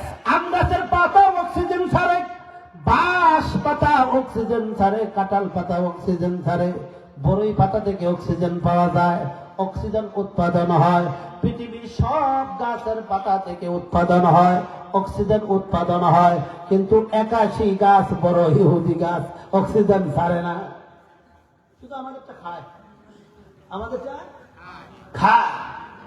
এজন্য এই গাছটা হলো বখিল গাছ, কৃপণ গাছ। কি গাছ? এজন্য 81 গাছ অক্সিজেন ছাড়ে না, আর সবগুলি গাছ অক্সিজেন ছাড়ে, আমাদের জন্য অক্সিজেন উৎপাদন করে। তো গাছপালা কি আমাদের জন্য সম্পদ না? বলেন। আখেরি পয়গম্বর বিশ্ব নবী বলেন গোটা পৃথিবীতে, গোটা দুনিয়াতে যত সম্পদ আল্লাহ সৃষ্টি করেছেন এই সবগুলি সম্পদ যদি এক পাল্লায় দেওয়া হয় আর একজন নেককার নারীকে যদি আরেক পাল্লায় দেওয়া হয়, ওই নেককার নারীর পাল্লার ওজন বেশি হবে। আখেরি পয়গম্বর বিশ্ব নবী বলেন ক্বালান নবী সাল্লাল্লাহু আলাইহি ওয়াসাল্লাম আদ-দুনিয়া কুল্লুহা মাতা ওয়া খায়রু মাতা'id দুনিয়া আল মারআতুস সালিহা। আখেরি পয়গম্বর বিশ্ব নবী বলেন গোটা দুনিয়াটাই হলো মানুষের জন্য সম্পদ, গোটা দুনিয়াটাই হলো সম্পদের পাহাড়, কিন্তু এই সবগুলি সম্পদের চাইতে দামি সম্পদ হলো একজন নেককার মহিলা, একজন নেককার নারী। গোটা দুনিয়ার চাইতে দামি একজন নেককার নারী। বলেন কে? একজন নেককার নারী, একজন নেককার কন্যা। আখেরি পয়গম্বর বিশ্ব নবী বলেন যেই নারীর মধ্যে 4টা গুণ আছে এই নারীকে নেককার হিসাবে সার্টিফিকেট দেওয়া যায়। কয়টা গুণ? জোরে বলেন। আপনারা খেয়াল করে শুনবেন, কয় গুণ থাকলে নারী দুনিয়ার চাইতে দামি হয়। যেই নারীর মধ্যে 4টা গুণ আছে সেই নারী গোটা পৃথিবী থেকে বড় দামি। সূর্য থেকে তার দাম বেশি, চাঁদের চাইতে তার দাম বেশি, এক কথায় গোটা দুনিয়ার চাইতে তার দাম আল্লাহর কাছে অনেক বেশি। যদি গুণ থাকে কয়টা? আখেরি পয়গম্বর বিশ্ব নবী রাহমাতুল লিল আলামিন বলেন 1 নাম্বার গুণ হলো মানার মাদ্দা, 1 নাম্বার গুণ হলো সে মানবে বিবাহর আগে বাবার কথা মানবে, আর বিবাহর পরে স্বামীর কথা মানবে। মানার যোগ্যতা। কিসের যোগ্যতা? অনুসরণ করার যোগ্যতা, মানার যোগ্যতা। বিবাহের আগে বাবা যা বলবে তা মানবে, শরীয়তের বিধান অনুযায়ী বাবা যে হুকুমটা দিবে সে ওইটা মাথা পেতে মেনে নেবে। বিবাহের পরে স্বামী শরীয়তের হুকুমের ভিতরে যেই নীতি যে নিয়ম বলবে সে ওই নিয়ম অনুযায়ী চলবে। এই নারীর, সতী নারীর 4 গুণের মধ্যে 1 গুণ হলো মানার যোগ্যতা। যেটা বলেন না, মানতে হবে। এটা নারীর সত্যিকার নারী হওয়ার, সতী নারী হওয়ার, নেককার নারী হওয়ার, গোটা পৃথিবীর চাইতে দামি হওয়ার জন্য 1 নম্বর গুণ হলো মানার যোগ্যতা। মানার 1 নম্বর। আখেরি পয়গম্বর বিশ্ব নবী বলেন, দ্বিতীয় নম্বর হলো ওয়া ইন নাযারা ইলাইহা সাররাতুহু। দ্বিতীয় নম্বর গুণ হলো ভালো আচরণ। যারা বলেন কি আচরণ? ভালো আচরণের লক্ষণ কি? আখেরি পয়গম্বর বিশ্ব নবী বলেন ওয়া ইন নাযারা ইলাইহা সাররাতুহু। যখন স্বামী তার দিকে তাকাবে, স্বামী যখন নারীর দিকে নজর দিবে, স্বামী যখন তার দিকে দৃষ্টিপাত করবে, তখন স্বামীর সাথে এমন সুন্দর সদাচরণ করবে, এমন ব্যবহার করবে, যে ব্যবহারের মাধ্যমে স্বামী খুশি হয়ে যাবে। খুশি হয়ে যাবে। একজন নারী নেককার নারী কিভাবে বুঝবেন? তুই কর। যেই নারীর দিকে বাবা যখন তাকায়, বাবার সাথে সদাচরণ করে, বড় ভাই তাকাইলে সদাচরণ করে, বাবার সাথে বড় ভাইয়ের সাথে ভালো আচরণ করে, বোঝা যাবে এই নারীর মধ্যে সৎ আচরণের যোগ্যতা হয়েছে। যোগ্যতা হয়েছে। বাবাকে কষ্ট দেয় না, বড় ভাইকে দুর্ব্যবহার করে কষ্ট দেয় না। যুবক ভাইয়েরা যারা আছে, খুব খেয়াল করে কথা বলি, শুনবা। লাল দেখা হল দিও না, বিবাহ করবা এই গুণগুলো দেখা। কি গুণ দেখা? তুমি লাল দেখছি, ভাল দেখছি, কিছুদিন পরে কান্দে। ঠিক না ঠিক? এই জন্য জীবন সঙ্গিনী এমন একজন নারীকে বানাইবা, যেই নারীর মধ্যে 4টা গুণ থাকবে। তুমি মনে করবা তোমার ঘরে দুনিয়ার চাইতে বড় সম্পদ তোমার ঘরে ঢুকছে। বলেন তো, ছেলেরা বিবাহ করবে কয় গুণ দেখা? 1 নম্বর গুণ হলো কি? মানার যোগ্যতা। 2 নম্বর গুণ হলো ভালো আচরণ। আর 3 নম্বর গুণ হলো আখেরি পয়গম্বর বিশ্ব নবী বলেন ওয়াইনা আকসামা আলাইহা ফাবারাতুহু। আখেরি পয়গম্বর বিশ্ব নবী বলেন, স্বামী যদি কোনো গুরুত্বপূর্ণ বিষয়ে যদি কসম দিয়া বলে, আল্লাহর কসম তুমি এই কাজটা করবা না, আল্লাহর কসম তুমি ওই বাড়িতে যাইবা না, আল্লাহর কসম তুমি অমুকের সাথে কথা বলবা না, আল্লাহর কসম তুমি অমুক জায়গায় যায় আড্ডা দিবা না, এরকম কসম দিয়া কোনো কথা বললে ওই কথাটা সে 100% মেনে নেয়। এমন নারী হলো সতী নারীর লক্ষণ। স্বামীর পক্ষ থেকে, বড় ভাই বাবার পক্ষ থেকে গুরুত্বপূর্ণ বিষয় যদি তার উপরে অর্পণ করা হয়, সে মাথা পেতে মেনে নেয়। এ হলো 3 নম্বর গুণ। যারা বলেন কয় নম্বর গুণ? 4র্থ নম্বর গুণ কি? আখেরি পয়গম্বর বিশ্ব নবী বলেন ওয়াইন গাবা। যখন নাকি স্বামী তার কাছে থাকে না, স্বামী দূরে চলে যায়, এমত অবস্থায় তার মাথা থেকে পা পর্যন্ত এই 3.5 বডিটা স্বামীর জন্য ইনটাক রাখে। এই 3.5 বডিটাকে হেফাজত করে, পর পুরুষ থেকে হেফাজত করে, পর পুরুষের নজর থেকে হেফাজত করে, পর পুরুষের স্পর্শ থেকে হেফাজত করে, পর পুরুষের সাথে মিঠা মিঠা কথা বলা থেকে হেফাজত করে। আখেরি পয়গম্বর বিশ্ব নবী বলেন, এই 4 গুণওয়ালা নারী যদি এক পাল্লায় উঠায় দাও, আর গোটা দুনিয়া যদি আরেক পাল্লায় উঠায় দাও, এই নারীর পাল্লার ওজন বেশি হবে। 4টি কথা না, 5টা গুণ। কটা গুণ? খুব কঠিন গুণ। আমার ফোন একেবারে সহজ গুণ। আইফোন সবাই। 1 নম্বরে মানার যোগ্যতা। 2 নম্বরে হলো ভালো আচরণ। আইফোন। 3 নম্বরে হলো গুরুত্বপূর্ণ বিষয়গুলা মাথা পেতে মেনে নেওয়া। 4র্থ নম্বর হলো স্বামীর অনুপস্থিতিতে স্বামীর সম্পদ হেফাজত করা, স্বামীর সন্তান হেফাজত করা, আর স্বামীর মাথা থেকে, নিজের মাথা থেকে পা পর্যন্ত এই সম্পদটা স্বামীর জন্য হেফাজত করে রাখা। এই 4 গুণওয়ালা নারীকে আখেরি পয়গম্বর বিশ্ব নবী বলেছেন গোটা জগতের চাইতে বেশি দামি নারী। এমন একজন নারী, এমন একজন কন্যার বাবা হন, এমন একজন স্ত্রীর স্বামী হন, এমন একজন নারীর দাদা হন, এমন একজন মেয়ের নানা দাদা হন এবং একজন মেয়ের মামা হন, কপাল লাগবে। হওয়ার দরকার আছে না?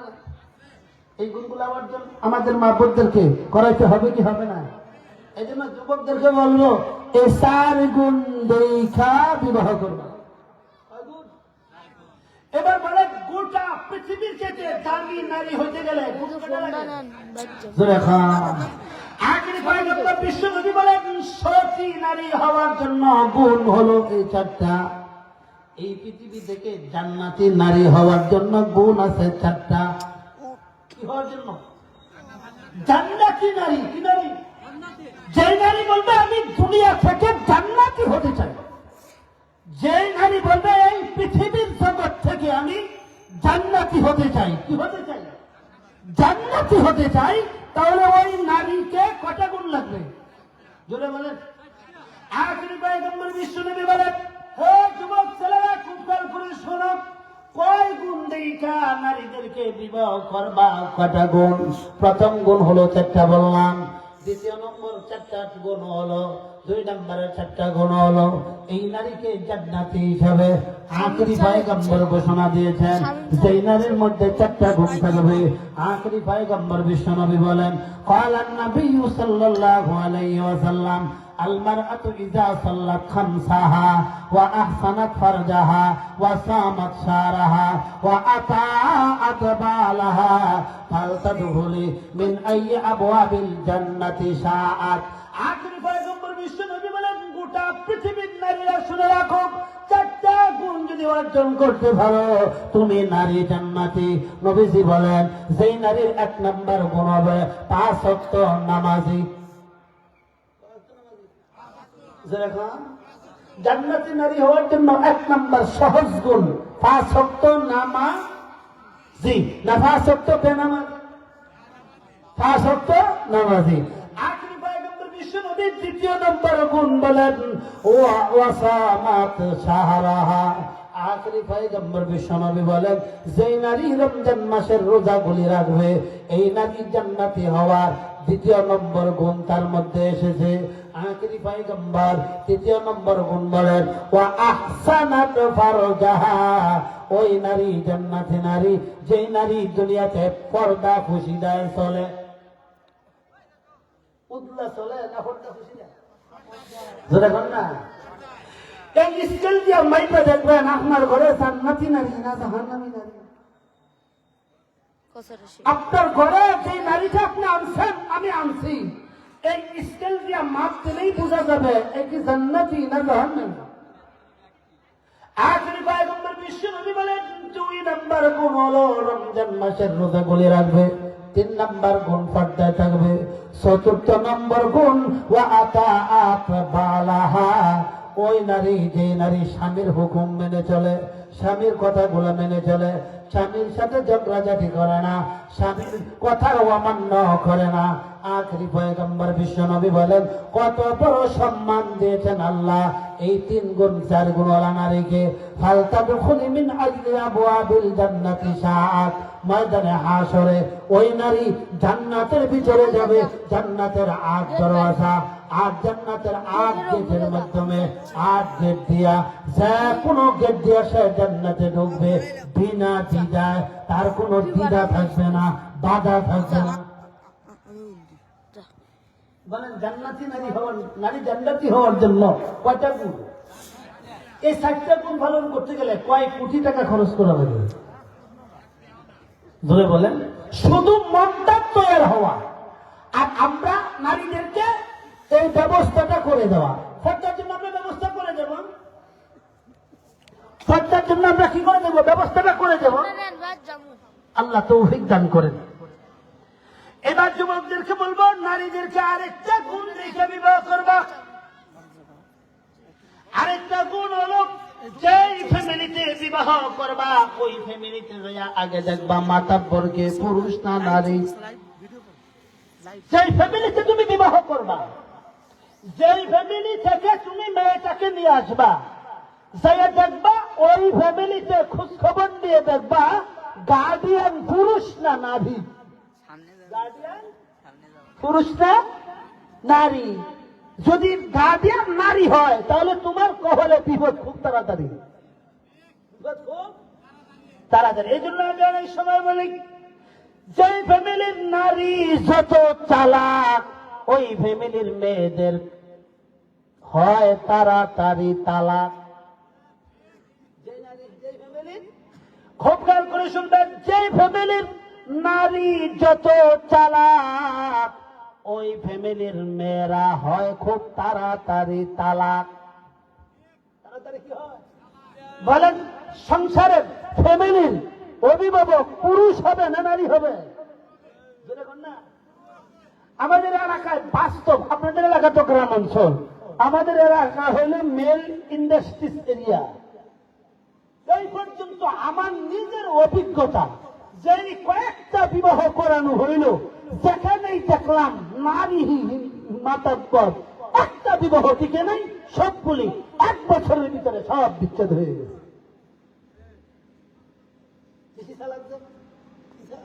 বেশি কি চালাক? একজন যুবকরা ফান্দে হইল না, ফান্দে হইল না। বিবাহ একটা জিনিস খেয়াল করবেন, আমরা মুসলমানেরা, মুসলমানদের মধ্যে এই জিনিসগুলা দেখা দেখি হয় না, হেরে হের পছন্দ বেশি হয়ে গেছে, আর বাকিগুলো দেখে না, যার কারণে আমাদের মধ্যে ডিভোর্স, বিচ্ছেদ বেশি হচ্ছে। কিন্তু আশ্চর্যের বিষয় দেখবেন, বিশেষ করে হিন্দু সম্প্রদায়ের মধ্যে দেখবেন, জামাই যায় একেবারে আকাশের সূর্যের মতো, স্ত্রীরা হাইরে কালার কালা ফাতিলার তুলি, কিন্তু তাদের বিচ্ছেদ হয় না। বিচ্ছেদ হয় না।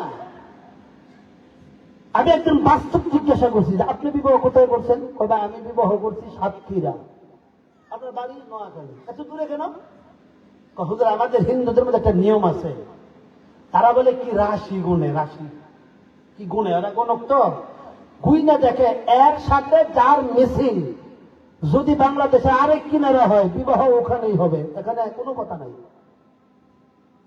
এই জিনিসগুলো তারা খুব হিসাব কিতাব করে তারা বিবাহ শাদী করে, যার কারণে তাদের বিচ্ছেদ কম হয়। বিচ্ছেদ কি হয়?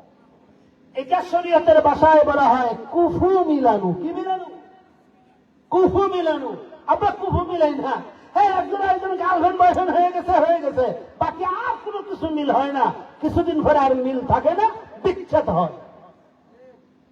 কি হয়? এখন না কি হয়? আজকে বিচ্ছেদ হওয়ার কারণে কথাটা শক্ত হয়ে যায়।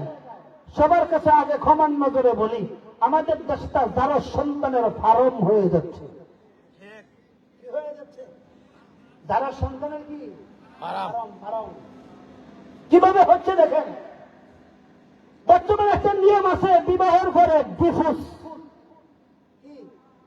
ডিভোর্স, আমি নাম রাখছি ডিভোর্স।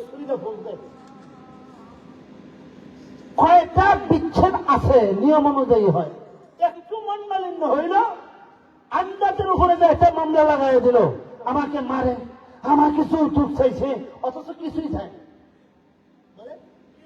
কিরকম মিথ্যা মামলা দেখি না দিয়া, সেইটা স্বামী কিন্তু তালাক দেয় নাই, সে আসতে দিল, ডিভোর্স দিয়ে এসে বলছি, দিয়ে এসে বলছে, মা গো পুণ্য, তুমি ডিভোর্স দিয়ে আসো নাই, তোমার পেটটাকে যারা সন্তানের ফার্ম বানাইছ।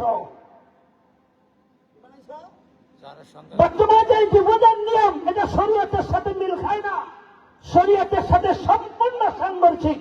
কারণ তালাক দেওয়ার একমাত্র মালিক হলো পুরুষ। একমাত্র কে মালিক? পুরুষ। বলেন কে মালিক? পুরুষ। কোন স্ত্রী, কোন মহিলা যদি কোন স্বামীর সাথে কি হয় না, মিল হয় না, তো নিয়ম হইল এই স্ত্রী স্বামী থেকে তালাক নিবে। বলেন নিবে? তালাক নিবে। তালাক নিবে। সে বলবে তোমার সাথে, আপনার সাথে আমার মিল খাচ্ছে না, আপনার সাথে আমার ঘরে সংসার করা সম্ভব হবে না, মেহরবানি করে আপনি আমাকে তালাক দিয়া দেন। তালাক দিয়া দেন। তালাক নিবে। আর যদি পুরুষ স্ত্রীর সাথে মিল খায় না, তখন পুরুষ তার জিম্মাদারিতে তালাক দিয়া দিবে। অপরাধ যদি মেয়ের পক্ষ থেকে, মেয়ে যদি বলে যে আমি দোষী, তাহলে মেয়ের স্বামী থেকে তালাক নিবে আর স্বামী তালাক দিবে। স্বামী তালাক খোঁজখবর নাই, দেয় নাই, সে কি একটা লেখা দিয়া আমি দিবস আইসা বলছি আসো নাই। তুমি পরবর্তীতে স্বামীর থেকে তালাক না আনার কারণে তুমি ওই আগের স্বামীর স্ত্রী রয়ে গেছো, বাকি তোমার বিবাহ হবে, ওই বিবাহটা হবে না। ওই বিবাহের পরে তার দাম্পত্য জীবনে যে সন্তানগুলো পৃথিবীতে আসবে প্রত্যেকটা আসবে জারজ। প্রত্যেকটা আসবে কি জারজ। শরীয়ত খুব সহজ আবার খুব কঠিন। বাস্তব ঘটনা বলি, আমাদের মার কাছে তবলিগের মার কাছে গত 2 থেকে 3 মাস আগের ঘটনা, একেবারে বাস্তব ঘটনা যেটা আমার সামনে। আমাদের মার্কাজের মুফতি সাহেব হুজুর, ওনার ছেলেকে বিবাহ করাবে। ছেলেরও একবার বিবাহ হয়েছে, কি সমস্যার কারণে মেয়ে চলে গেছে। আর একটা মেয়ের ব্যাপারে আলোচনা হয়েছে, ওই মেয়েরও আগে বিবাহ হয়েছে। এখন দুইজনের কথা হচ্ছে। আমি একটু আসরের পরে একটু দেরি করে গেছি, মুফতি সাহেব বলেন মাওলানা একটু যান, আমার ছেলের বিবাহ শাদীর কথা হচ্ছে, একটু কথাটা যাতে ফাঁকা ফুক্তা হয় একটু যায় বসে। তাদের সব কিছু ফাঁকা ফুক্তা হয়ে গেছে, তারিখ ঘোষণা করবে এমন অবস্থা যে আমি বসলাম। জিজ্ঞাসা করলাম ভাই কি কি খবর, কি সব হুজুর হয়ে গেছে আমাদের, ওকে একেবারে সব ওকে, ওকে হয়ে গেছে। এখন শুধু তারিখ হবে, তারিখটা কবে হবে এটা, মোহর টহর সব ঠিক হয়ে গেছে। মেয়ের পক্ষ থেকে যে লোকটা আসছে, আমি জিজ্ঞাসা করছি আপনার সাথে আমার 1 মিনিট কথা আছে, আপনাদের মেয়েকে আগে বিবাহ হয়েছিল? হয়েছে। বিবাহ হওয়ার পর ওই স্বামী থেকে আপনাদের ফয়সালা হয়েছে? হ্যাঁ হুজুর 100% ফয়সালা হয়েছে। ফয়সালা একতরফা হয়েছে না 2 তরফা হয়েছে? এইবার মানকে চিপাই পড়ে গেছে, বললো হুজুর আমরা ডিভোর্স দিছি। আমি বলছি আপনাকে দেখতে লেবাসদারি মুসলমান বোঝা যায়, কিন্তু আপনি শরীয়ত ব্যাপারে কিছুই বুঝেন না। আপনি আগে বলেন আপনার যে মেয়ে, আপনি মামু বললে আমি মামু হই, আপনার ভাগ্নি, আপনার ওই জামাই থেকে, ভাগ্নি জামাই থেকে আপনারা কোনো তালাক নামা লিখিত বা মৌখিক আনছেন? কয় না আনি নাই, আমরা ওই একজন কাজী থেকে একটা নোটিশ পাঠাই দিছি, হয়ে গেছে। আমি বললাম আপনাদের এই বিবাহ হবে না। এখন যদি এই ছেলে এই মেয়েকে বিবাহ করে, বিবাহ হবে না। এই মেয়ে আজও পর্যন্ত ওই স্বামীর স্ত্রী হিসাবে গণ্য।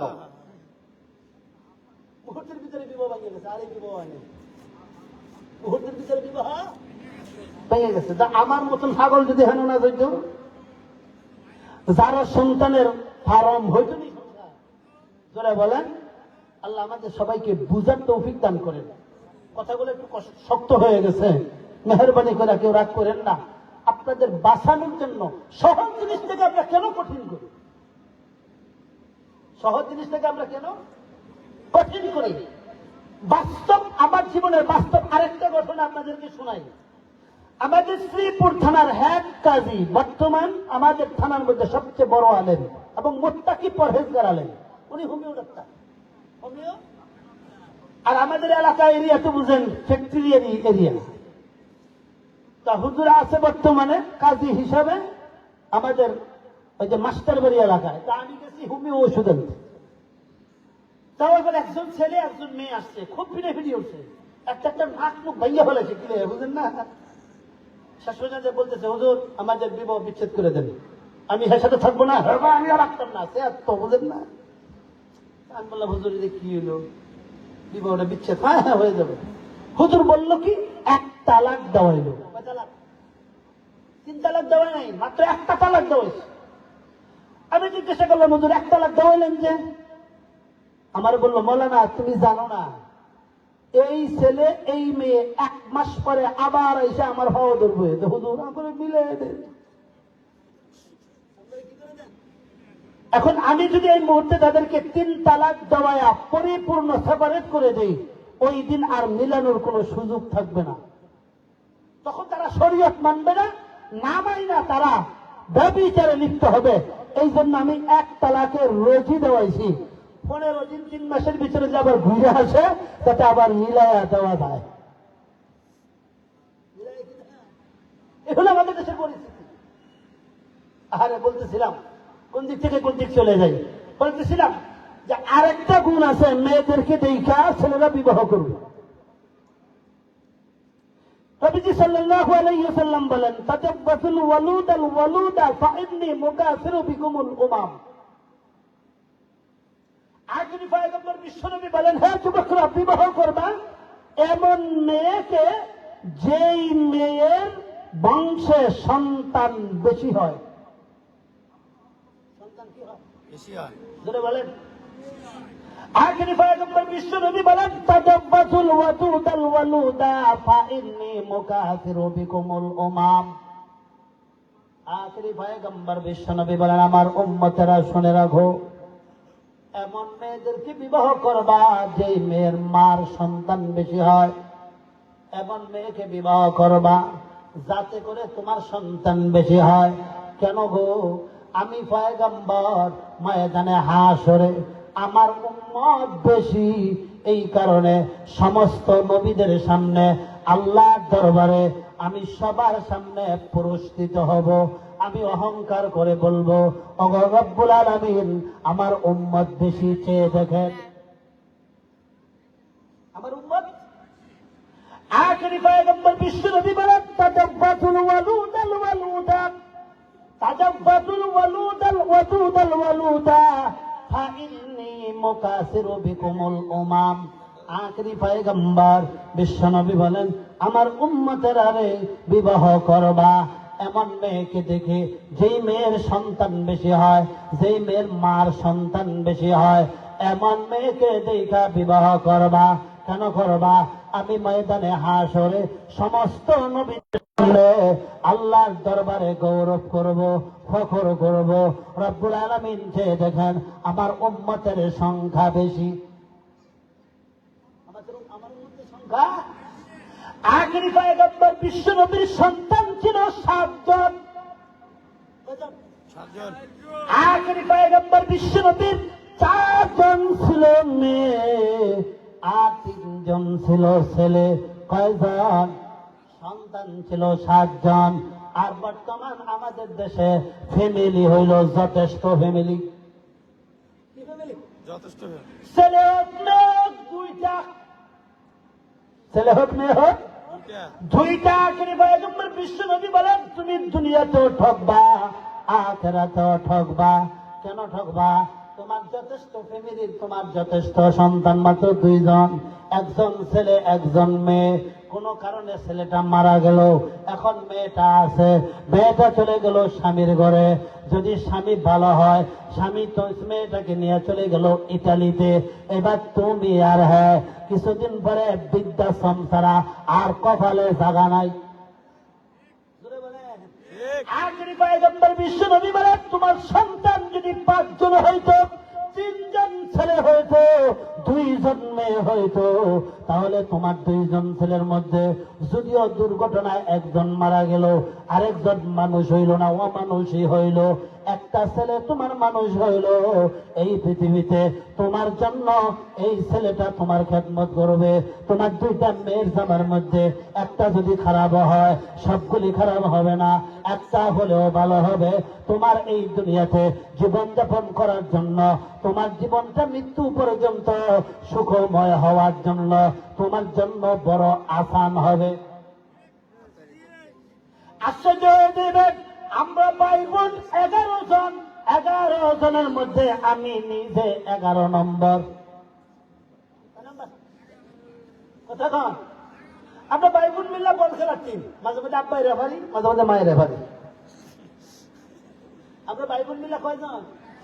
11 জনের মধ্যে আমি কয় নাম্বার? আমার আব্বা যদি বলতো, না না, এত সন্তান নেওয়া যাবে না, যথেষ্ট ফ্যামিলি হব, তাহলে আপনারা আমাকে পাইতেন না। বলেন, সম্ভব হইতো? এই কথাগুলি বলার মতো কোনো থাকতে পারতাম? আমি কবে বিদায় হয়ে যেতাম। আখিরি পয়গম্বর বিশ্বনবী কেন বলছেন? আমাদের মধ্যে একটা ভুল ধারণা বেঈমানেরা ঢুকে দিয়েছে, সন্তান যদি বেশি হয় অভাব অনটনে ভরবা। না না, অভাব অনটনে ভরবো না। কেন ভরবো না? আমরা ছোটবেলায় লেখাপড়া যখন করেছি, বইয়ের মধ্যে লেখা থাকতো এই জন্ম নিয়ন্ত্রণ করার জন্য, যথেষ্ট ফ্যামিলি বানানোর জন্য বইয়ের মধ্যে লিখতো কয় মানুষ বাড়ে, জমি বাড়ে না, সুতরাং যথেষ্ট ফ্যামিলি। মানুষ বাড়ে, জমি বাড়ে না। পরবর্তীতে যখন আমি নোয়াখালী হাতিয়াতে লেখাপড়া করলাম, তখন দেখলাম জমিও বাড়ে, জমিও বাড়ে। আমার মনটাই চাইছিল যে ওই বই পুস্তকে যেই বেঈমানেরা রেখেছে জমি বাড়ে না মানুষ বাড়ে, এদেরকে নিয়ে ওই স্তরের মধ্যে সেল লাগায় 1 মাস বন্ধ রাখতাম। জমি বাড়ে না, বাড়ে না। এক এক চর যে পড়তেছে মাথা হয়রান হয়ে যায়। এত বড় বড় চর, জমি বলে বাড়ে না। এই গাদাগুলোর সেন লাগায়া ওখানে 1 বছর বাইন্দা রাখলে তার হয়তো কয় কিলোমিটার বাড়ছে, কি ঠিক না বেঠিক? এবার শুনেন আল্লাহ কুদরত আপনাদেরকে চোখে আঙ্গুল দিয়ে দেখায় দিক। এই দেশ যখন স্বাধীন হয়েছিল, স্বাধীন না যে 71-এ পাকিস্তান থেকে বাঘ হইয়া ইন্ডিয়ায় যখন র্যাম দেওয়া হয়েছিল দেশটাকে, সেই সময় এই দেশের মধ্যে মানুষ ছিল 7 কোটি। কথা বলে না, 7 কোটি। আপনাদের অঞ্চলের ফসলের অবস্থা কি ছিল জানে না? আমাদের অঞ্চলে মুরব্বীদের কাছে শুনতাম 1 বিঘা জমির মধ্যে ওই সময় 2 ফসলে 7 মণ ধান হইতো। মানুষ কয় কোটি? 7 কোটি। আল্লাহ ওই সময় 1 বিঘার মধ্যে দিত 7 মণ। কয় মণ? 7 মণ। কেন? আল্লাহ ইচ্ছা করলে ওই সময় 1 বিঘার মধ্যে 30 মণ দিতে হতো। 30 মণ দিলে অপচয় হইব, অপচয়। এবার আসেন, যদি ওইটাই আমার বাবা সেই জমিনে ফসল করত, ফসল করে মাত্র 2 ফসলে 7 মণ ধান হইতো। বর্তমান বাংলাদেশে মানুষের সংখ্যা 20 কোটি। কয় কোটি? আর আমার ওই 1 বিঘা জমিনের মধ্যে 2 ফসলে ধান হয় প্রায় 40-45 মণ।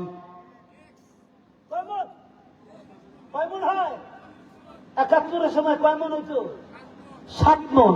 জমি ওইটাই, জমি ওইটাই, শুধু মানুষ পরিবর্তন। আগে আমার বাবা ফসল করত, ওই জমিতে আমি নিজে ফসল করি। এখন বাবা মাত্র 7 মণ ধান হইতো বছরে, আর আমি এখন পাই 45 মণ। বলেন তো দেখি, আজ থেকে প্রায় 54 বছর আগে যেই জমিতে ধান হইতো 7 মণ, ওই জমিতে এখন ওই বছর, ওই 12 মাসে 1 বছর, ওই 1 বছরে ধান হয় 45 মণ। 7 মণ থেকে 45 মণ পর্যন্ত নিলকে তোর বাবা। বলে এই জন্য যারা বলেন অবদানে মরবেন, তাদের চোখের মধ্যে খোঁচা দিয়ে দেখাইয়া দিলাম, আজ থেকে 54 বছর আগে 1 বিঘা জমির মধ্যে ধান হইতো 7 মণ, এখন হয় 40-45 মণ। তাহলে কি বাড়াইলো কি? আল্লাহ বুঝি বুঝে না যে 7 কোটি থেকে 20 কোটি হয়েছে, তো দান 7 মণ দিলে অভাবনে মরবো। এই জন্য আল্লাহ ডাবল দিছে, কয় 45 মণ দিয়ে দিলাম। কথা বলতে কে করে এগুলা? কে করে? আরো আছে আজ থেকে 30 থেকে 40 বছর আগে দেখতাম ছোট একটা আম গাছ রোপণ করতাম, রোপণ করার পর 8-10 বছর পরে আম আসতো। এখন দেখেন বর্তমান প্রযুক্তি কি সুন্দর, এই গাছের ছাল নিয়ে ওই গাছে জোড়া দেওয়া যায়, 1 বছর পরে আম। কথা কয় না? 12 বছর পরে আম আসতো, এখন এটা 2 বছর পরে আছে। এই 12 বছরেরটা 2 বছরে নিয়ে আসলো কে? আল্লাহ। মানুষের মেধা, মানুষের প্রযুক্তির মাধ্যমে। শুধু এতটুকুই না, আজ থেকে 30-40 বছর আগে মানুষ জানতো না বড়ই গাছের মধ্যে জোড়া দেওয়া যায়, কুলুপ করা যায়, এটা বুঝতো না। তখন বড়ই গাছ রোপণ করলে 8-10 বছর পরে ছোট ছোট বড়ই হইতো, দেশি বড়ই, এই বড়ই আমরা খাইতাম। কিন্তু এখন পরিস্থিতিটা কি? আমি নিজেও বড়ের কুলুপ করেছি। মাত্র বৈশাখ মাসে কুলুপটা করলাম, পুষ মাসে ঝুলন্ত বড়ই। বৈশাখ, জ্যৈষ্ঠ, আষাঢ়, শ্রাবণ, ভাদ্র, আশ্বিন, কার্তিক, পুষ মাস, এই 8 মাসের ভিতরে বড়ই। কয় মাসের ভিতরে? ভিতরে 8 মাস। কে করছে? জোরে বলেন না, কে করছেন? এত আগায় নিয়ে আসছে কে? আগে দেখতাম ছোট ছোট বড়ি খাইতাম টক, ঠিক না বেশি খাইতে লাগতো না ডক।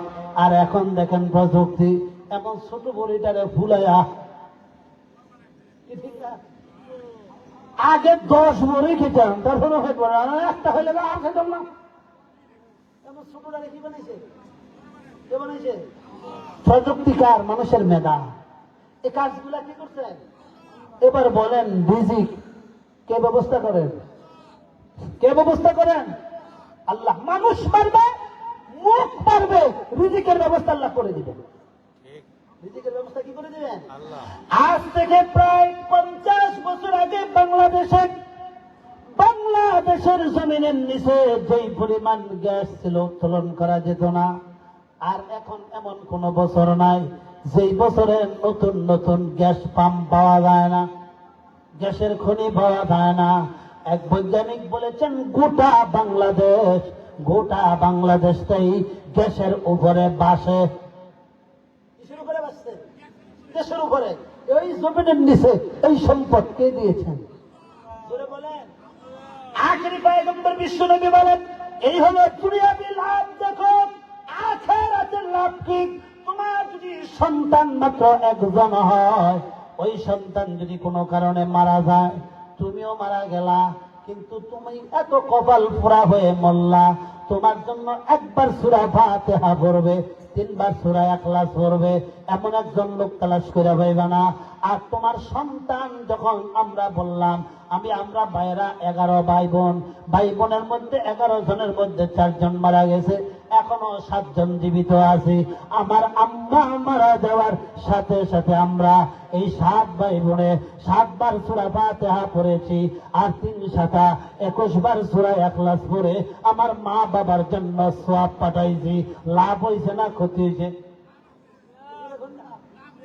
আশ্চর্য হয়ে যাবেন, এখনো পর্যন্ত আমার বাবা একেবারে অসুস্থ হয়ে আছে, হাঁটতে পারে না। তারপর ঈদের আগে 4-5 ভাই 5টা লুঙ্গি নিয়ে আসি, 5টা গেঞ্জি, 5টা টুপি।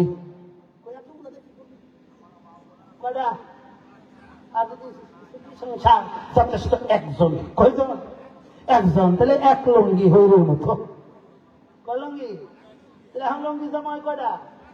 গেঞ্জি কয়টা? আমার এক ভাইয়ের টেইলারি দোকান, প্রতি বছরই একটা নতুন জামা বানায়, সারা বছরে গায়ে দেয় মাত্র 2 দিন, 2 ঈদের দিনে। মাজুর। সন্তান বেশি হইলে দুনিয়াতেও লাভ, আখিরাতেও লাভ। এটা 100%। এটা 100%। আল্লাহ আমাদের সবাইকে বুঝার তৌফিক দান করেন। আখেরি পয়গম্বর এই কারণে বলেছেন, ফাইন্নী নুকাসিরু বিকুমুল উমাম, ময়দানে হাসরে প্রতিযোগিতা হবে সব নবীদের মধ্যে। আল্লাহ পাক রব্বুল আলামিন আমি নবী মুহাম্মদকে আল্লাহ পুরস্কার দিবেন। কেন দিবেন? আমার উম্মত বেশি।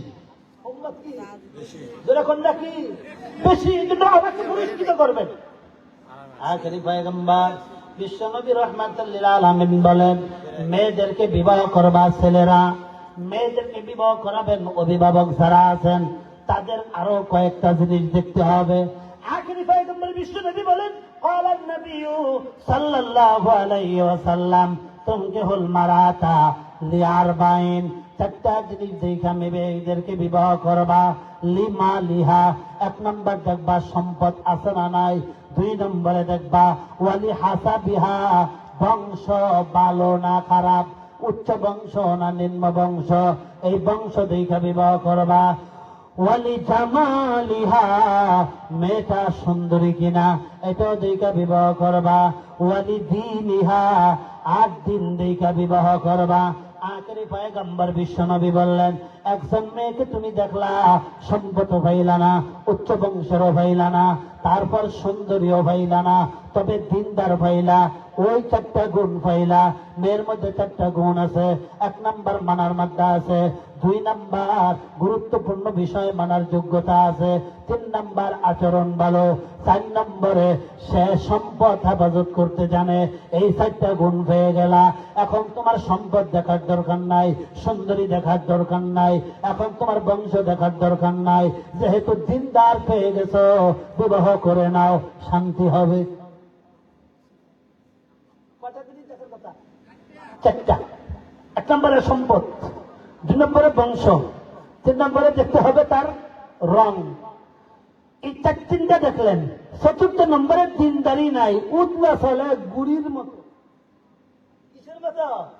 সম্পদ আছে, বংশ ভালো, সুন্দরী, খুব সুন্দরী, কিন্তু জিন্সের ভ্যান ভিন্দা ঘুরে, ভিন্দা ঘুরে, জিন্সের ভ্যান ভিন্দা ঘুরে, আর চুলগুলা এরকম গুড়ির মতো উড়ে উড়ে ঘুরে। নবীজি বলেন কাজ হবে না, কাজ শান্তি হবে না। আখেরি পয়গম্বর বিশ্বনবী বলেন সম্পদ দেখলা, সুন্দরীও তুমি দেখলা, ওরকম সুন্দর না, সম্পদ কম, উচ্চ বংশের না, তবে তার মধ্যে দিনদারি আছে, বুরকা চল দিয়ে চলে, পর্দা করে চলে, 5 ওয়াক্ত নামাজি, রমজান মাসের রোজা রাখে, জান্নাতি গুণগুলো তার মধ্যে পাইলা, আর নেককার নারী হওয়ার গুণগুলো পাইলা। পয়গম্বর বলেন ও যুবকরা, চোখ বন্ধ করে এই মেয়েটাকে তুমি বিবাহ করো। এই দুনিয়ার মধ্যে তোমার জন্য তোমার ফ্যামিলিটা জান্নাতি ফ্যামিলি হবে। বিবাহ শাদী করার জন্য কোনো নিয়ম নীতি আছে না? আখেরি পয়গম্বর বিশ্বনবী বলেছেন বিবাহ শাদীর নিয়ম কি, আর আমরা করি কি? বিবাহ শাদী যখন করাইবেন, সেই মেয়েটাকে আপনার ছেলের জন্য চয়েস করবেন। চয়েস কে করবে? আমাদের দেশে বাবাই যায় আগে চয়েস করে। আমি বাবাকে জিজ্ঞাসা করি, তুমি মেয়েরে বিয়ে মানে তুমি গেলা কেন? আখেরি পয়গম্বর, আমাদের দেশের বিবাহ শুরু হয় সর্বপ্রথম জানা দিয়া, ব্যভিচার দিয়া। কারণ কি? ওই নারীটা বাবার জন্য এখনো পর্যন্ত ওই মেয়েটা পর নারী, সুতরাং বাবা দেখার মতো অধিকার নাই। তাহলে কে দেখবে? আখেরি পয়গম্বর শিখিয়ে দিয়েছেন সর্বপ্রথম যা দেখবে ওই ছেলের অভিভাবিকা, ছেলের মা যায় দেখবে, ছেলের বাদি যায় দেখতে পারে, ছেলের বোন যায় দেখবে, ছেলের বাগনি যায় দেখবে, ছেলের বোন যায় দেখবে, ছেলের বাতিজি যায় দেখবে, ছেলের খালা যায় দেখবে।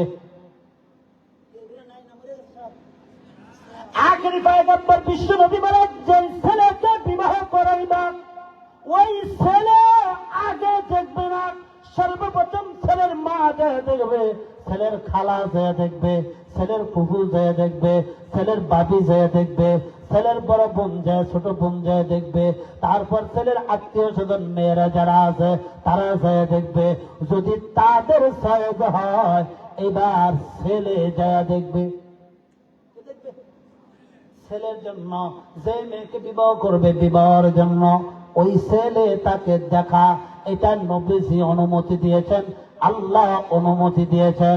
ওই ছেলে তুমি মেয়েটাকে একবার দেখো, যেহেতু তুমি বিবাহ করবা, যেহেতু তুমি তাকে জীবন সঙ্গিনী হিসেবে গ্রহণ করবা। ওই ছেলে যখন দেখবে, ছেলের যখন সয়েজ হয়ে যাবে, এইবার পুরুষরা যাইয়া মেয়ে দেখবে না, এবার পুরুষরা যাইয়া বাড়িঘর দেখতে পারে। বাড়িঘর দেখার পরে পুরুষরা যাইয়া ফয়সালা করবে বিবাহটা কোন তারিখে হবে। না এই নিয়ম কি আমাদের দেশে আছে না? বাবাই যাইয়া আগে উল্লায় উল্লায় দেখে আসে কি আসে না? এই বাবাই যাইয়া দেখা হারাম, হারাম চোখের গুনাহ, চোখের গুনাহ। কিসের গুনাহ? বাবা দেখার অনুমতি নাই। বাবা কখন দেখবে? ছেলে যখন বিবাহ হয়ে যাবে, ছেলে যখন আদ্য হয়ে যাবে, এইবার বাবার জন্য পুত্র বধূ হিসাবে দেখা যায়। পুত্র বধূর আগে কি ঠিক না? ঠিক জোর এখন না কি? আমাদের দেশে এই আকাম চলে না? চলে না? এই আকাম করবেন, করেন না, আল্লাহ মাফ দিবে না। সিস্টেমটা কত সুন্দর।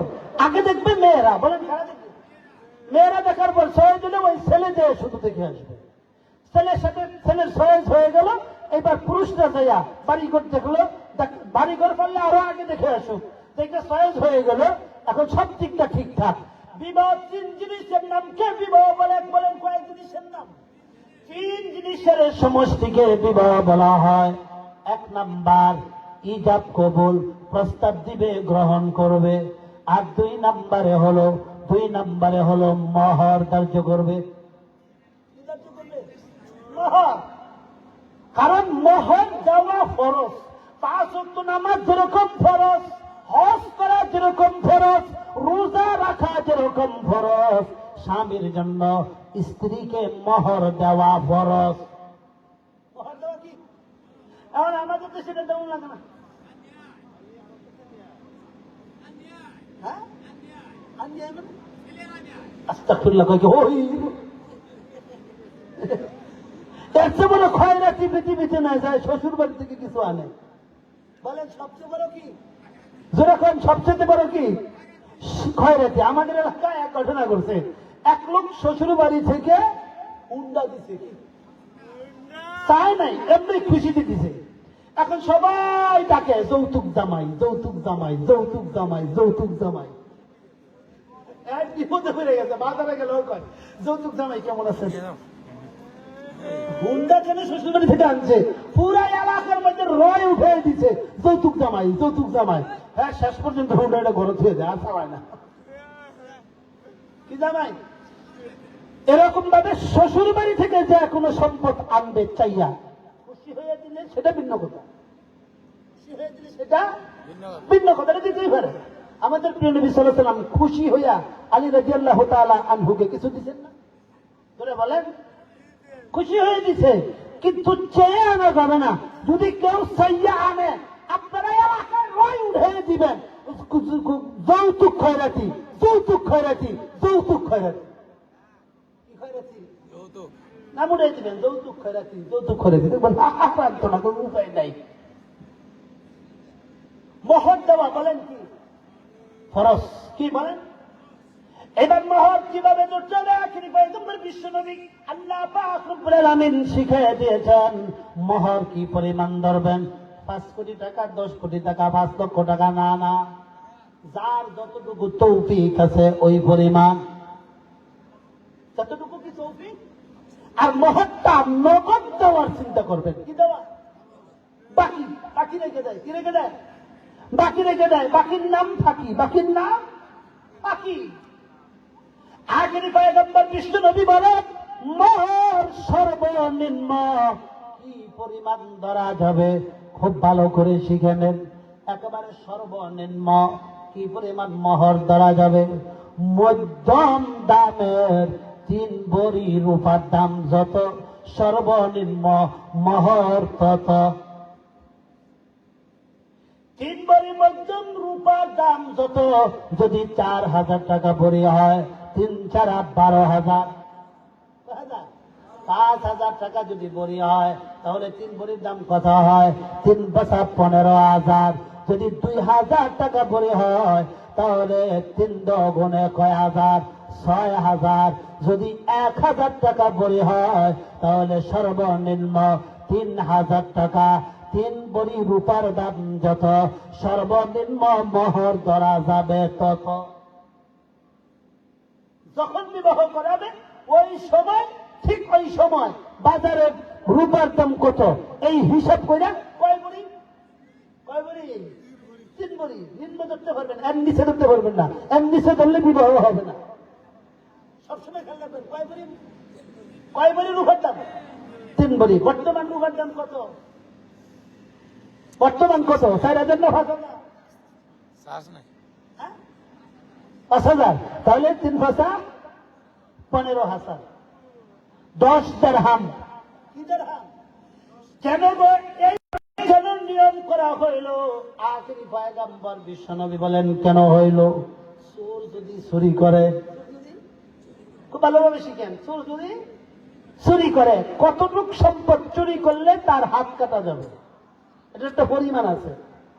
10 দিরহাম পরিমাণ সম্পদ যদি চুরি করে, এই 10 দিরহাম পরিমাণ চুরি করলে বা তার চেয়ে বেশি করলে তার হাত কাটা যাবে, এর চেয়ে কম করলে কাটা যাবে না।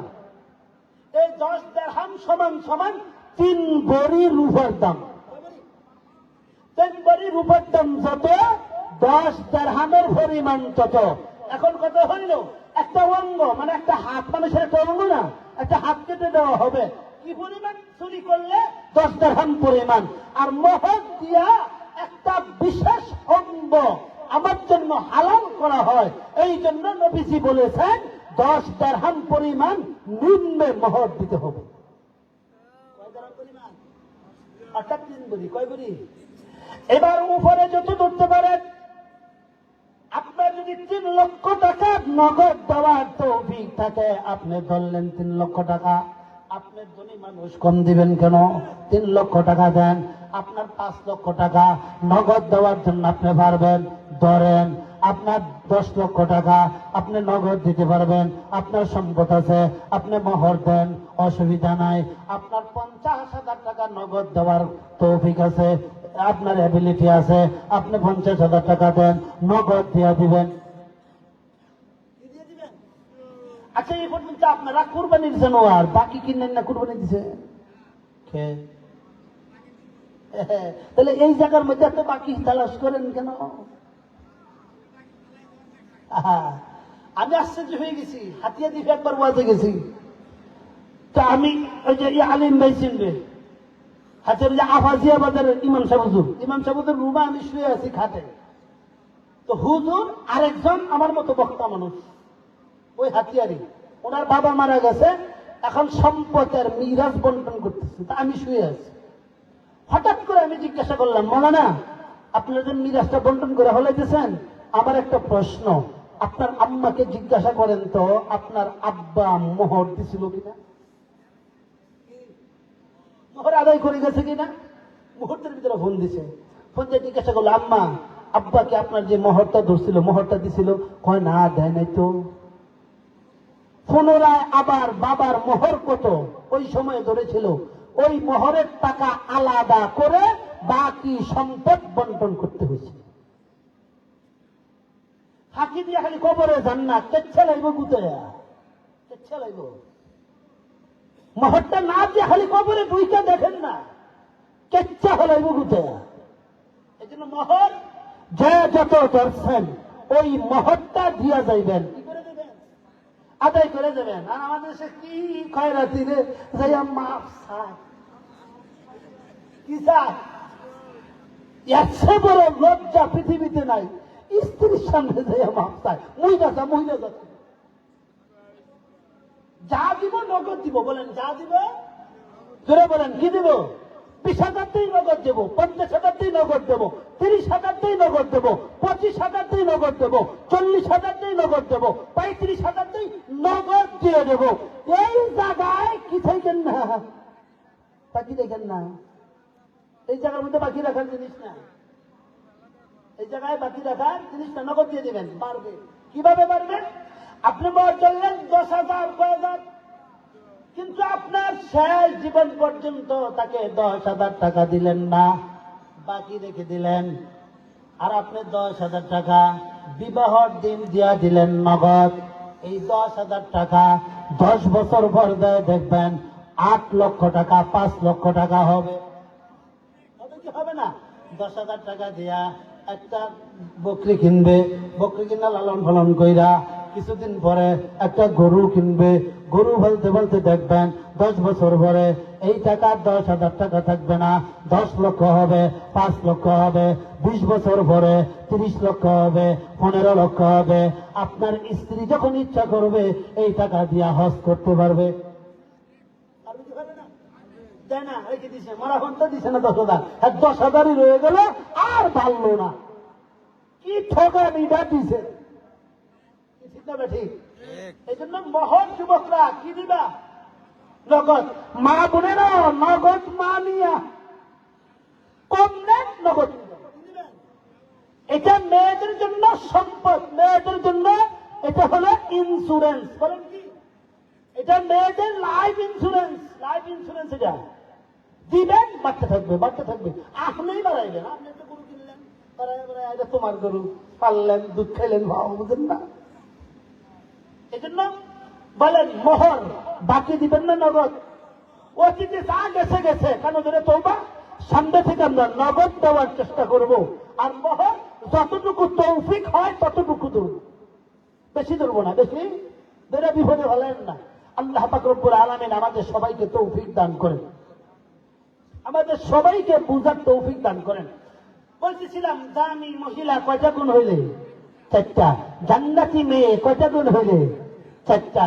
তো এই ধরনের আমরা চেষ্টা করব আমার মেয়েকে, আমার নাতিনকে, আমার আত্মীয় স্বজনকে, তাদেরকে জান্নাতি বানায় তোলা, এরকম সুশিক্ষা, দ্বীনি শিক্ষা দিয়া তাদেরকে জান্নাতি হিসাবে প্রত্যেকটা ফ্যামিলিতে, প্রত্যেকটা ঘরে আমাদের সন্তানগুলাকে জান্নাতি সন্তান হিসাবে, জান্নাতি নারী হিসাবে, দুনিয়ার চেয়ে দামি নারী হিসাবে আল্লাহ পাক রব্বুল আলামিন প্রতিষ্ঠিত করার তৌফিক দান করেন। ওয়া আখিরু দাওয়ানা আনিল হামদুলিল্লাহি রাব্বিল আলামিন।